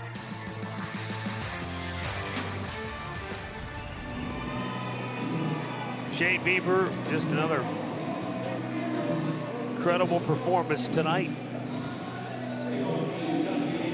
This is a park they have had, for whatever reason, they have had trouble this year. They've lost 6 out of 7 in Detroit. This is what they needed. I told you at the top of the show, they needed him to set the tone, and that's exactly what he's done. Now, they've only scored 2 runs, so this is far from over. But you talked about the first 3 hitters. They have 4 of the 7 hits. You know, you got a double, scored a run from Quan. Rosario had back-to-back doubles. He drove in one. Ramirez had the single. Those are the guys that they've been able to control. And I'll tell you, Alexander did a nice job tonight. Yes, he did. 7 innings. He gave up 7 hits, only 2 runs, did not walk anybody, and he had 2 strikeouts. But he kept him in a ball game. You can't pitch much better than that. Will Vest is the new pitcher for the Tigers. Cleveland Clinic call to the bullpen made here in the. Tell you what, have we had many games this year where the first call to the bullpen didn't happen until the 8th inning? No. On either side? No, not many. That doesn't happen like that anymore. Or rarely. Both pitchers were outstanding. How about neither pitcher issue to walk through the first 6 innings. Well, Alexander didn't walk anybody through 7, and Bieber didn't walk a batter until the 7th. Right. Only 2 strikeouts for Alexander, but that's about par for the course the way he goes. He throws 88 to 90 tops. A little slider, change up. That's his best start of the year. That's without a doubt.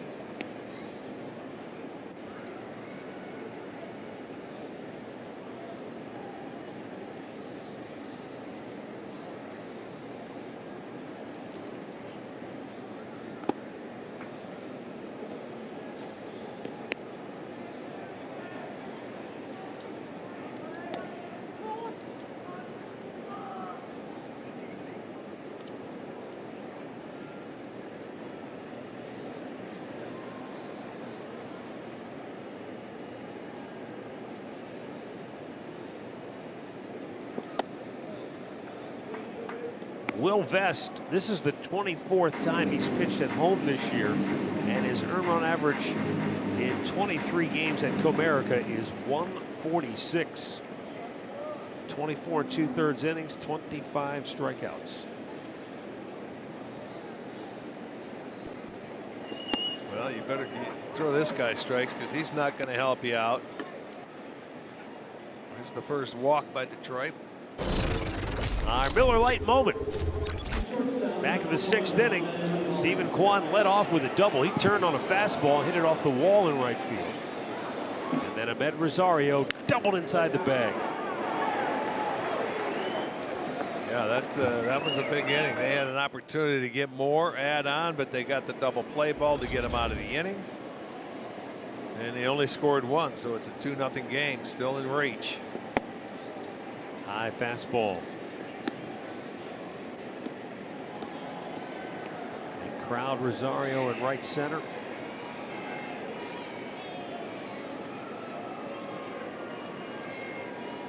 Now 21 doubles on the year for Rosario.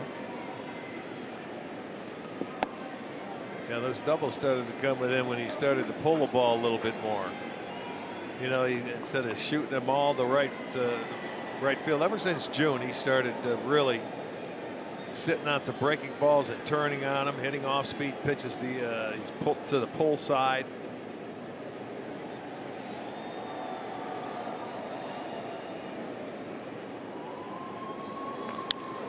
Jam shot, that's going to drop in right field. There's the thing of beauty. Kwan moves up to second base, so 2 on, 1 out.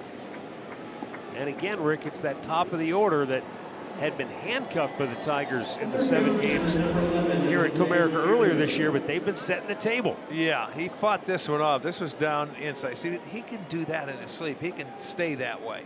Fight off the fastball the other way. And he did, blooped it in. That's where Kwan could not go to third base there. Wasn't hit hard enough, and the outfielder was coming in. Now Jose Ramirez 1 for 3 on the night. You know, Matt, you were talking earlier about the game plan of how to slow down this Guardians offense. I've heard A.J. Hinch say it this year. I heard Kevin Cash say it when we were down in Tampa. Keep the guys off base in front of Jose Ramirez if you want to slow down this offense. Tonight they haven't been able to do it, and so far Jose hasn't hurt them. But you know that's the game plan for these teams coming in. Quiet so far for Ramirez. But for a guy who has dished out a lot of punishment to Detroit pitching over the years, that's temporary. Yeah. About a lifetime 322 average with 26 homers and 99 runs batted. That's usually the goal of every team. Keep the table setters off base when you're facing the big bopper or the guy that does most of the damage, and you should be okay. You know, to this point he doesn't have one, but if he gets one here, he could put this one out of reach.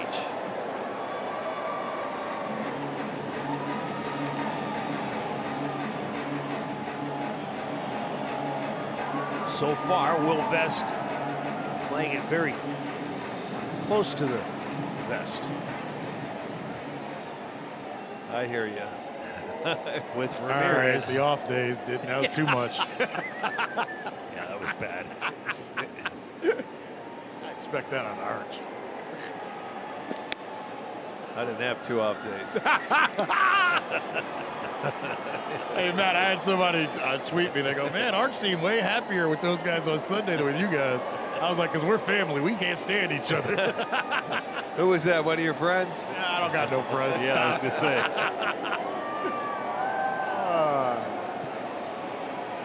3-1 count. He challenged him, and Jose drilled it to deep left field, but Baddoo runs it down. Hit the ball on the nose. Did a nice job. Stayed on it. Went the other way. A word now from Labatt Blue. Share Labatt and save $9 after mail-in rebate. Visit a participating Labatt retailer to share a good-natured Canadian Pilsner. Tucker Barnhart out to talk to Will Vest. He had 2 on, 1 out. He went at Ramirez on a 3-1 pitch. He got him, and now he's got Oscar Gonzalez. And he can get out of this, keeps the Detroit in the game. Oscar 1 for 3. That's a hit in 6 straight games.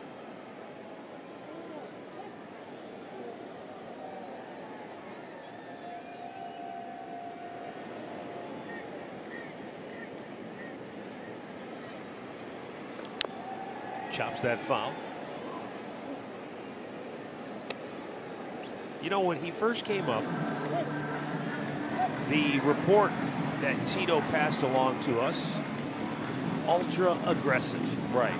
But he has somehow used controlled aggression. Yes, he hasn't chased many pitches. He hits according to the situation, and they've been pitching him in. Right field. That's got some carry. Back is Castro. He won't get it. It hits at the base of the wall. Quad scores. Here comes Rosario. He'll score 2. Oscar Gonzalez delivers with a 2-out, 2-run double to make it 4-0 Cleveland. And this guy has been clutch. He's got a lot of big 2-out hits to keep innings going. And this one, scoring 2 runs now. I'll tell you what, this one is just beautiful. It's a breaking ball. Look at him stay back on it and go inside out. That was a strike. And I mean, out there, Willie Castro, he's just overmatched. He knows it's getting out there. That ball just kept carrying and carrying and hits the base of the wall and jumps up. But you give him a 2-out double, drives in 2, makes it 4-0. Hey, the kid likes hitting cleanup. You can't blame him, can you? Look at that. It's funny who can hit cleanup and who you worry about hitting cleanup. Well, it's funny because, you know, we'd hear Tito at times say, I can't put a young player in there and put that much pressure on him. This kid doesn't bother him for some strange reason. This is maybe because he can hit. Yeah. SpongeBob has no worries. And now Josh Naylor drives one up the gut. Gonzalez racing home. He'll score to make it 5-0. Back-to-back RBI hits with 2 outs in the 8th.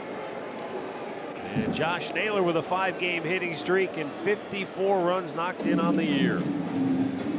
Well, and you see, you get that 2-out base hit, and then guys start piling on. Well, he went up top and got the fastball. You said earlier the strength of this team in Detroit has been their bullpen, but over the last few weeks, you're starting to see they're not wearing down. Yeah, because they've been the strength all year long, and they haven't had any help. Well, it is tough to go all year long like that without having some hiccups. But some 2-out hit, and you know, they've got 4 doubles on the evening. The Guardians do. They have 10 hits on the board now. 5 runs. Gotta love it. And now Owen Miller. Score early and tack them on late.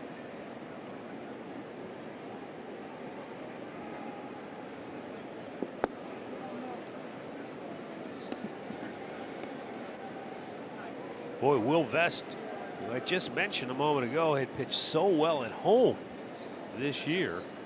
He'd given up 4 earned runs in 23 appearances this year at home. And they get him for 3 here in the 8th inning tonight. Ahmed Rosario, he got a base hit. And then with 2 outs, Oscar Gonzalez drives home 2. Naylor tacks 1 on. 0-0, 7th inning, and Detroit had 2 on and nobody out. And for the only time tonight, Shane Bieber was in a jam. It didn't last long. No, I mean, reality set in. He came back, made the pitches when he had to. They couldn't advance and kept him right there for the easy out. And now the last 3 starts for the starters, they have thrown 21 scoreless innings, which has been a great job by them. I cannot recall a better run for the starters as a group this year. I mean, it's good timing. It's great because timing. You're in the dog days where, you know, it could maybe get away from you as a young team. This is when you need a little jolt. Yeah, and I'll tell you, it all started after they lost the first 2 against Houston, and then they evened out the series, so it was timed beautifully. It might sound cliche, but I don't care. That was, to me, that really tested the mettle of this team. They got smacked in the first 2 games. Yeah. I mean, Houston came in, Verlander said, sit down, next, dominated. Yeah. And the next night wasn't much better. And Cal Quantrill put an end to that. He went out and matched what the Houston starters had done. He was aggressive. He was throwing strikes. He wasn't falling behind hitters. He made them put it in play. He got him challenged just them. enough, and then, boy, Tristan was just dynamite. Took it to another level. And now Bieber follows that up with a gem here tonight. Matt, you know, Cal said after that start on Saturday, he said, Andre, we had to remind ourselves we're a good team too. Yes, Houston's good. He goes, but my whole goal was to go out and pitch and say, let's be aggressive and believe in who we are. We're not a joke. We got to believe in ourselves as well. That's why it's fun to play teams that are very good. Right. You always say teams. that. You're yeah, right. you want to play against them. That's where you test your mettle. What does that say about Tristan? His 3 best starts this season have been against the Astros and Yankees. Yeah, I mean, he matched that start he had that he threw against them down in Houston. But he had 2 6-pitch innings and a 5-pitch inning. They came out swinging, and he was throwing strikes and quality strikes. For the guy that was telling me Arch was happier on that broadcast, that's why. The game only was 2.5 hours. That's why. Swing and a miss. And Riley Green goes down hacking 2 away. Well, let's go back just a few games now. How about that? Averaging 7 innings a start. Kenzie gave you the extra one. Quantrill didn't. And combined 9 hits allowed. That's beautiful. And I'm going to tell you, when you see a 1-0 game and it's pitched like it was by both teams, that, to me, that's the best game you could see. I love baseball games like that. You're in on every pitch.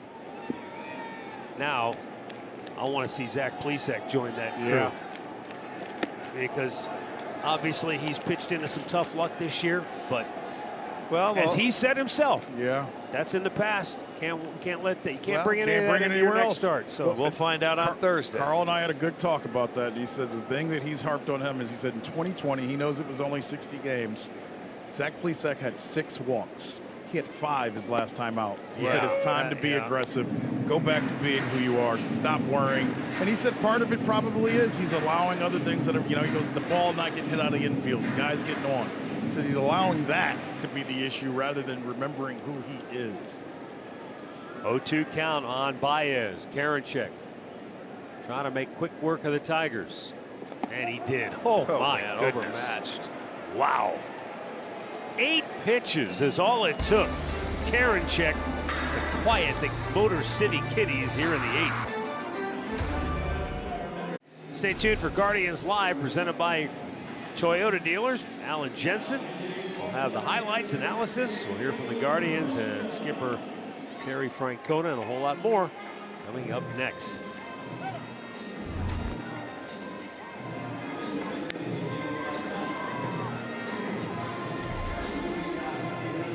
Welly Peralta, 25th appearance on the year. 2 up, no losses, 236 Ernie. And he'll have the 7, 8, 9 hitters for Cleveland. Andres Jimenez, 1 for 3 on the night. 16,359 turned out on a beautiful night. Just 75 degrees, that humidity was gone. Now it is supposed to heat up tomorrow, so yeah, mid-80s, I think. It's all right. Still summer. I want to bring a straw hat tomorrow.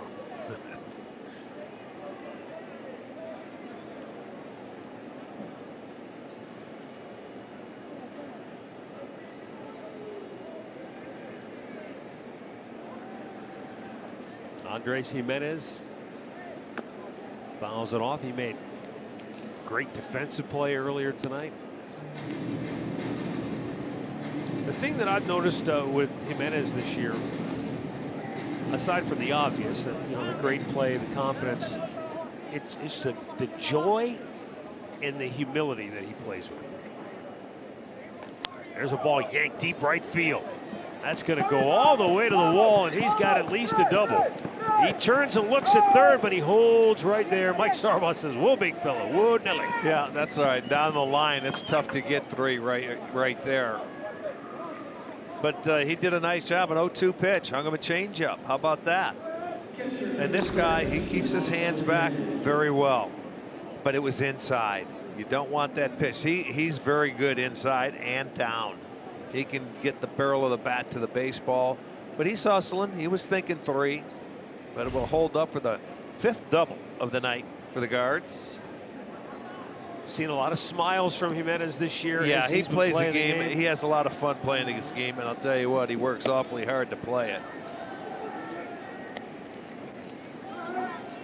I think you know, sometimes it's not easy to do when you've got a full boat of young players. I think he's earned a lot of respect from his teammates too, the way he plays and the consistency with which he's played. He had so much pressure put on him, and maybe he put a lot on himself last year because he was traded for Lindor. Well, you know what? Just because he's not playing shortstop, he was still in that trade, but now he's playing second every day, and he could become a Gold Glove second baseman if he's got a chance of winning it this year. Not only that, he's a great clutch hitter. He's had a terrific year all the way through. Guys on base. He's just a really good baseball player. Austin Hedges drove in a run with a sacrifice fly in the 5th. As Andre mentioned, you know, the productivity from the catching position has been a lot better the last several weeks. Right center. Willie Castro makes the catch. He thought about it, but yeah, but you know what? 5 runs up. You don't want to, you know. A word now from Kia. Presenting Kia's lineup of exceptionally capable all-wheel drive SUVs.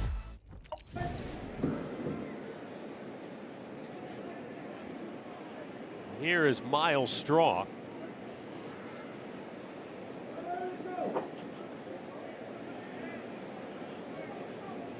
Earlier tonight, Miles Straw ran down a ball hit by Jonathan Schoop in deep center field.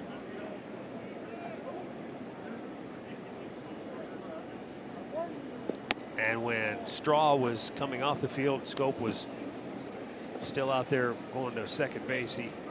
I could see the two of them interacting. Schoop is one of those guys, I told you on our way over here, of the players Detroit, look, they traded Michael Fulmer and they traded they got Grossman, the outfielder. Yeah. I was shocked nobody came calling for this guy. Now maybe they did, and maybe Detroit said, well, if you want him, it's going to cost you an arm and a leg, whatever. But that's the guy I identified on this time. If I was a contender, Jonathan Schoop would be a guy I would want because A, you know he's going to fit in. He's going to be a great leader, veteran, can come off the bench. I was really surprised that wasn't the guy that they moved. But it's great for Detroit because you can only imagine he probably holds a little sway in that clubhouse. We know Miguel Cabrera is the leader because of everything he's accomplished, but I'm sure a lot of guys go to Schoop. I would think so. I would certainly think so. He's been around a while. He's played on some good teams. Now I know he's not tearing the cover off the ball this year, but when you look at some of the guys who, again, Robbie Grossman went to Atlanta. Maybe that was just a specific need Atlanta had there. that they wanted him for. Well, last year, what they do? They went out and got 3 outfielders, and it helped them. Yep. Peterson, and they got Rosario and somebody else. Yeah, you're right. And they got through it. I don't know. Maybe that's their ticket. Let's go after more outfielders. Can't have enough.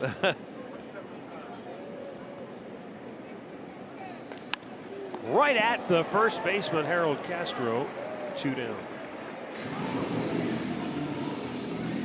By the way, Kansas City beat the White Sox earlier in a doubleheader 4-2. White Sox have just gone ahead of Kansas City 2-1 in the nightcap of that doubleheader. Well, still winnable for Kansas City. Hey, Arch, do you ever feel bad hearing about another team having a doubleheader? No. I don't feel bad about any team, about anything. I just want you to say it. No, I think Don't worry, we got 2 to go. I know.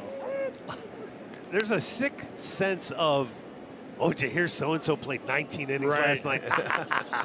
Yes. You know? This is a heck of a game. I remember when we played 19 in Toronto. Game would never end, but finally, wasn't it Carlos Santana? That Yes. Off the position player who was hurt. Hurt his arm. Darwin Yeah. Barney? Yeah. Second baseman, right? Yeah, I don't think he played second base ever again.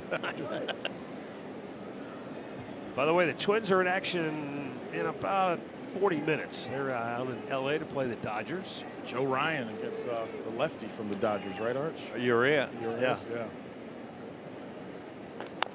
Quad a bouncer in the hole. Pitcher gets over. Peralta beats him to the bag. Inning over. We go to the bottom of the 9th. And Eli Morgan will be coming on when we come back. 4 hits, did not allow a run, walked 1, struck out 8. Our storylines. He's trying to make a statement here in the second half, and so far so good. A 129 earning. Yeah, he's done a nice job in those 3 starts, and great to see. And this will be looking for career win number 7 in this ballpark. And he was dealing. They didn't get him much offense early. It was 2-0 when he left. They were able to add on. And Eli Morgan will pitch the 9th. Not a save situation, and it's 5-0. How about that, Arch? Look at that. That's nice. That's almost Thursday. Will be the full moon. We're heading to Toronto. A little cloudy. That's eerie right there. It's almost October. Yes, that's your favorite month. Spooky time.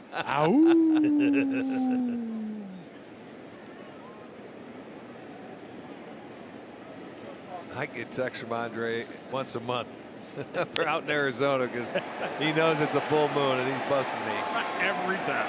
Well, Harold Castro continues his hot hitting ways as he goes the other way for a leadoff single. And now Victor Reyes will bat for the first time. He came on as a pinch runner for Miguel Cabrera in the 7th. It's back when it was a 2-0 game, and Miguel Cabrera had led off the inning with a single.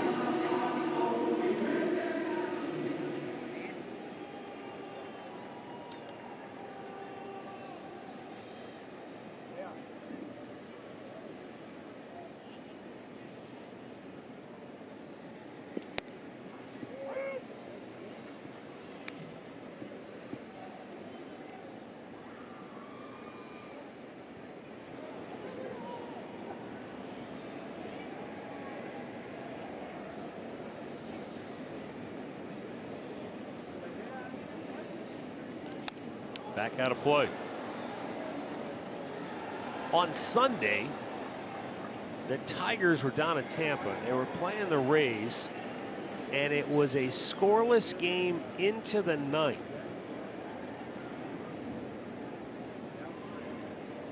Or was that game here? I think that game was yeah, here. that was here. Yeah, that game That was was here. here. Yeah, because it was in the top of the 9th.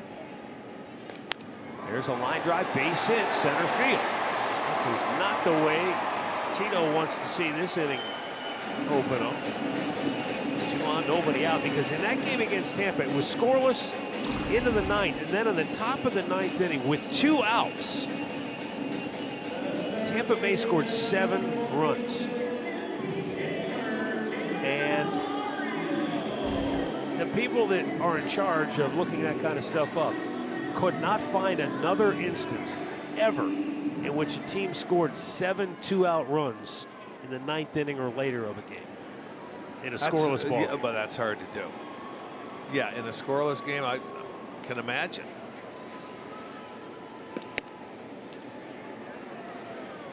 Eli misses ball 1 to Jeimer Candelario, who was 0 for 2. In that game, the Tigers walked 13 batters. That's the most in any game in the majors this year. Would they all come late? Well, Gregory Soto, their closer, walked. He walked 3 in a row and gave up 5 of those 7 runs. Wow. Meantime, here comes Carl Willis, because now they've got to get the bullpen busy behind Eli Morgan, and that's Emmanuel Clase, who pitched Saturday and Sunday in Cleveland. Was off yesterday, obviously, but he might have to come back out here again. Well, it was a breeze for Karinchak in the 8th, so I figure he wanted to get maybe Morgan some work. He's been working on mechanics and maybe incorporating the slider, because that last hit he gave up came off the slider. But it's all about command with this guy. You don't have time. You know, in a 5-0 game, you got a couple of base runners. You need outs. You're down to your 3. You hate to see your closer have to get up, that's for sure. And you know how this works in this game. Momentum can turn in the blink of an eye.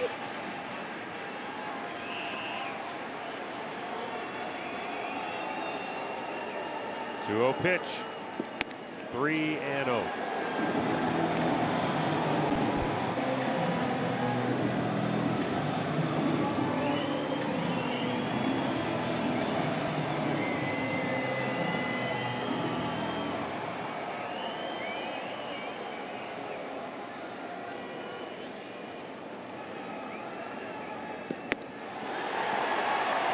Four straight, and they're loaded.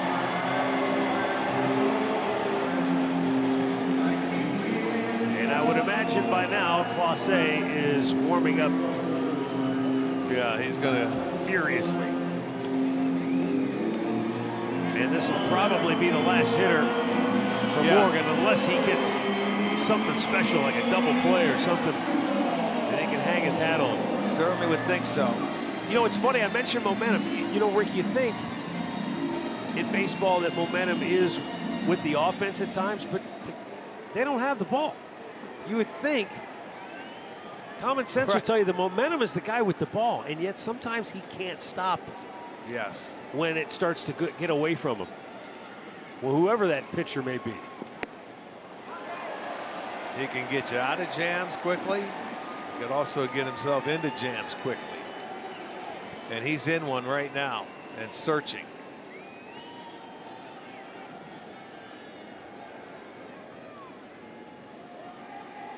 Willie Castro 1 for 3 on the night. And you can't defend that. You got to throw strikes. That's 6 straight.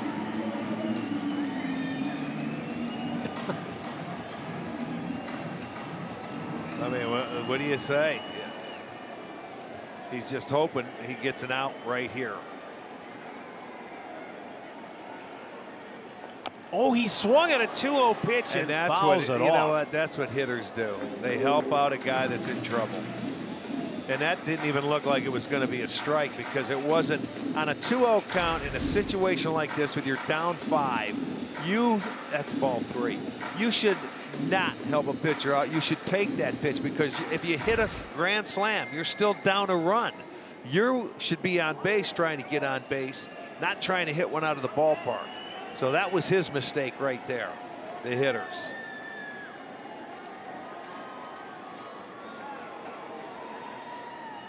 Swing and a miss. He threw him that changeup, and it's 2-2.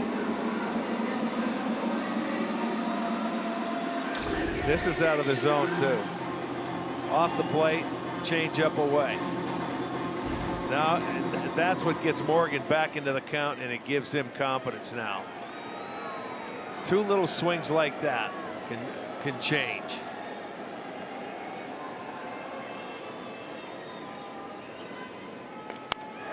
Right to Rosario. 1 down.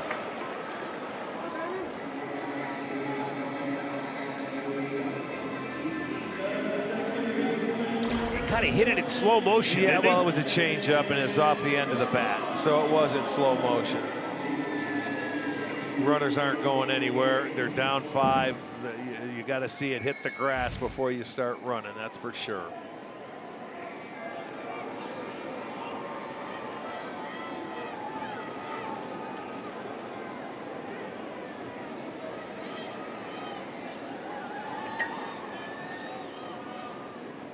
Jonathan Schoop. He takes a slider for a strike. Yeah, he's come back. He's starting to add that slider to his game instead of being just a 2-pitch pitcher, a fastball changeup, which he had to do.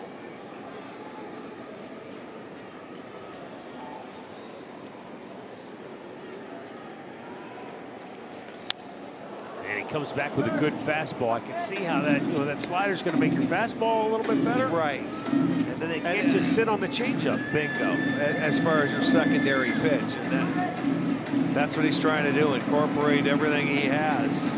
But again, it's all about the command. You can't end up walking guys when you have a 5-run lead.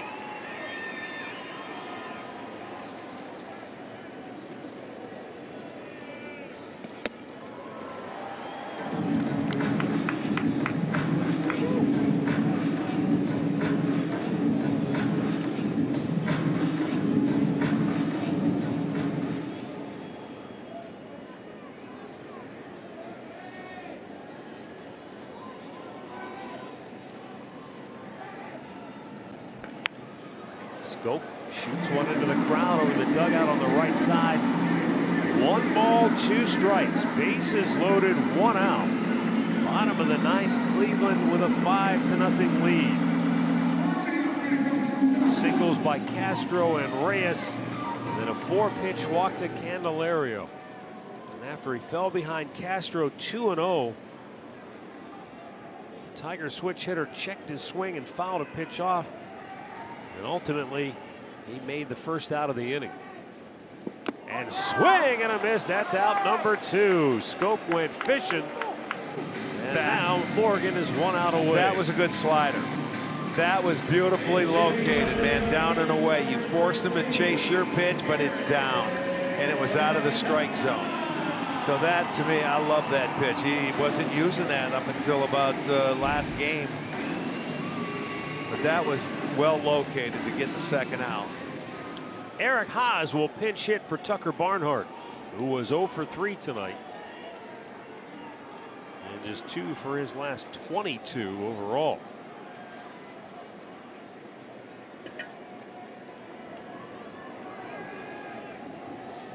Eric Haas batting .239 on the year.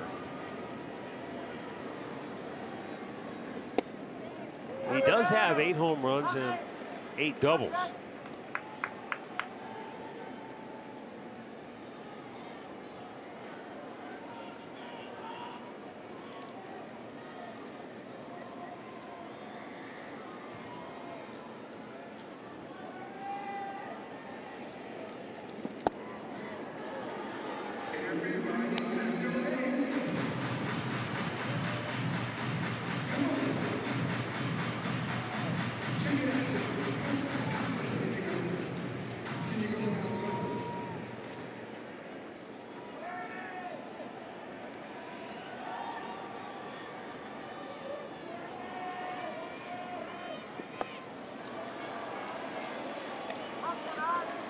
Two balls and a strike.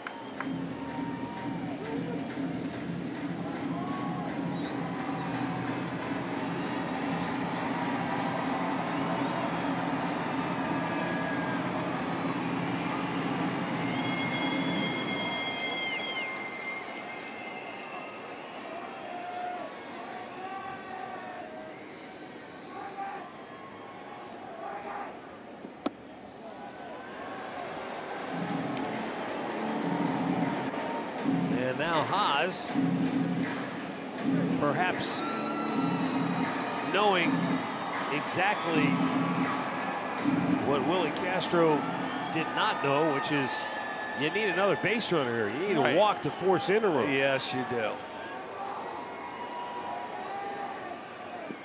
Taking all the way, and that fastball nicked, maybe nicked the outside corner.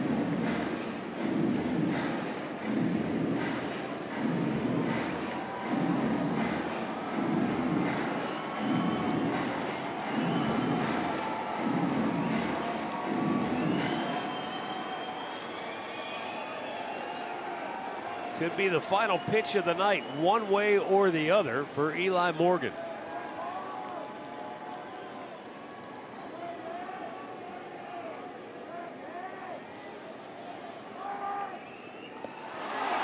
Crossed him up.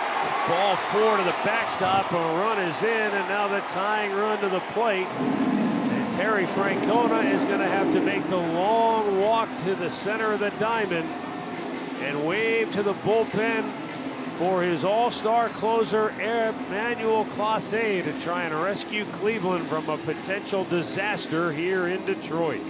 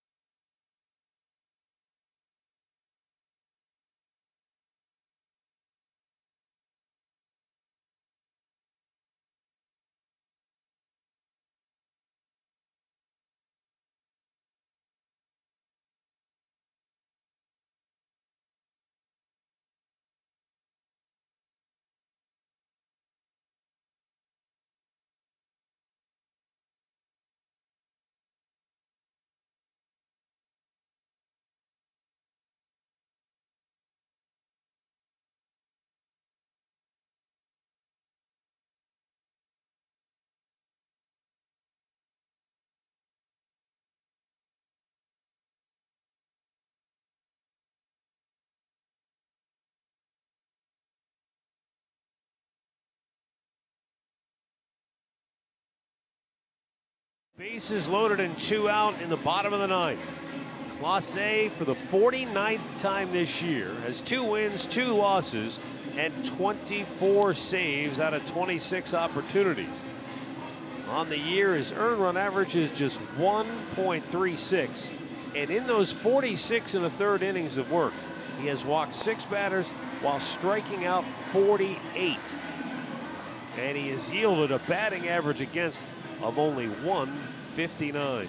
Yeah, I mean, that's the last thing Tito wanted to do, is have to go to that bullpen in a 5-0 game going into the 9th inning.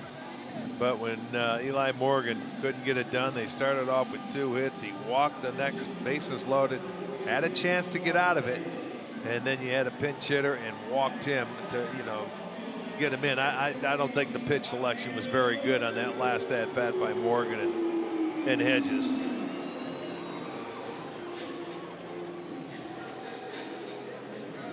Since the calendar turned to June, Clase has converted 17 out of 17 save opportunities. Akil Baddoo 0 for 3 on the night. And that goes to the backstop, and a run will score. And now it's 5-2 with runners at second and third. First pitch slider. Yeah, he usually does throw that slider first pitch, but he hung on to that one a little too long. It gets by Hedges, back to the backstop. They'll score another run. Two guys move up.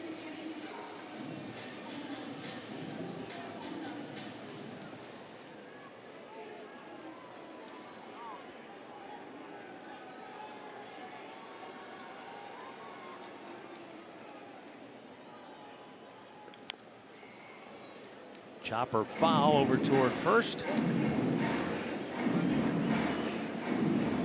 Eli Morgan, 2 walks, 2 hits. A strikeout, but unable to get the third out of the inning before walking in a run.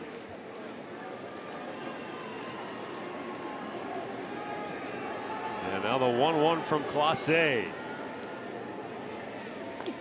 And a ground ball to first. The flip. Book it. Emmanuel Clase nails it down for the Guardians here in the 9th, and they take the series opener by a final score of 5-2. And they've now won 3 in a row to run their record on the year to 57-52 as they win here in Detroit for just the 2nd time this year. Well, they gave him a finish, but I think Shane Bieber's story of the night. Went out there 7 shutout innings to keep the starters streak at 21 innings now for the last 3 starts. And they scored a couple of runs early. They tacked them on late and held on to win this one. First game of the road trip. 1 down, 5 to go. And good job. We'll be back tomorrow night with game 2 of this 3-game series here in Motown. It's time now for Guardians Live postgame with Al and Jensen. The last time Cleveland had 3 consecutive starts of 6 or more innings, 4 hits or less, and no runs allowed, September of 1961. Gary Bell, Sam McDowell, and Barry Latman all did it. And this staff has been impressive here in August.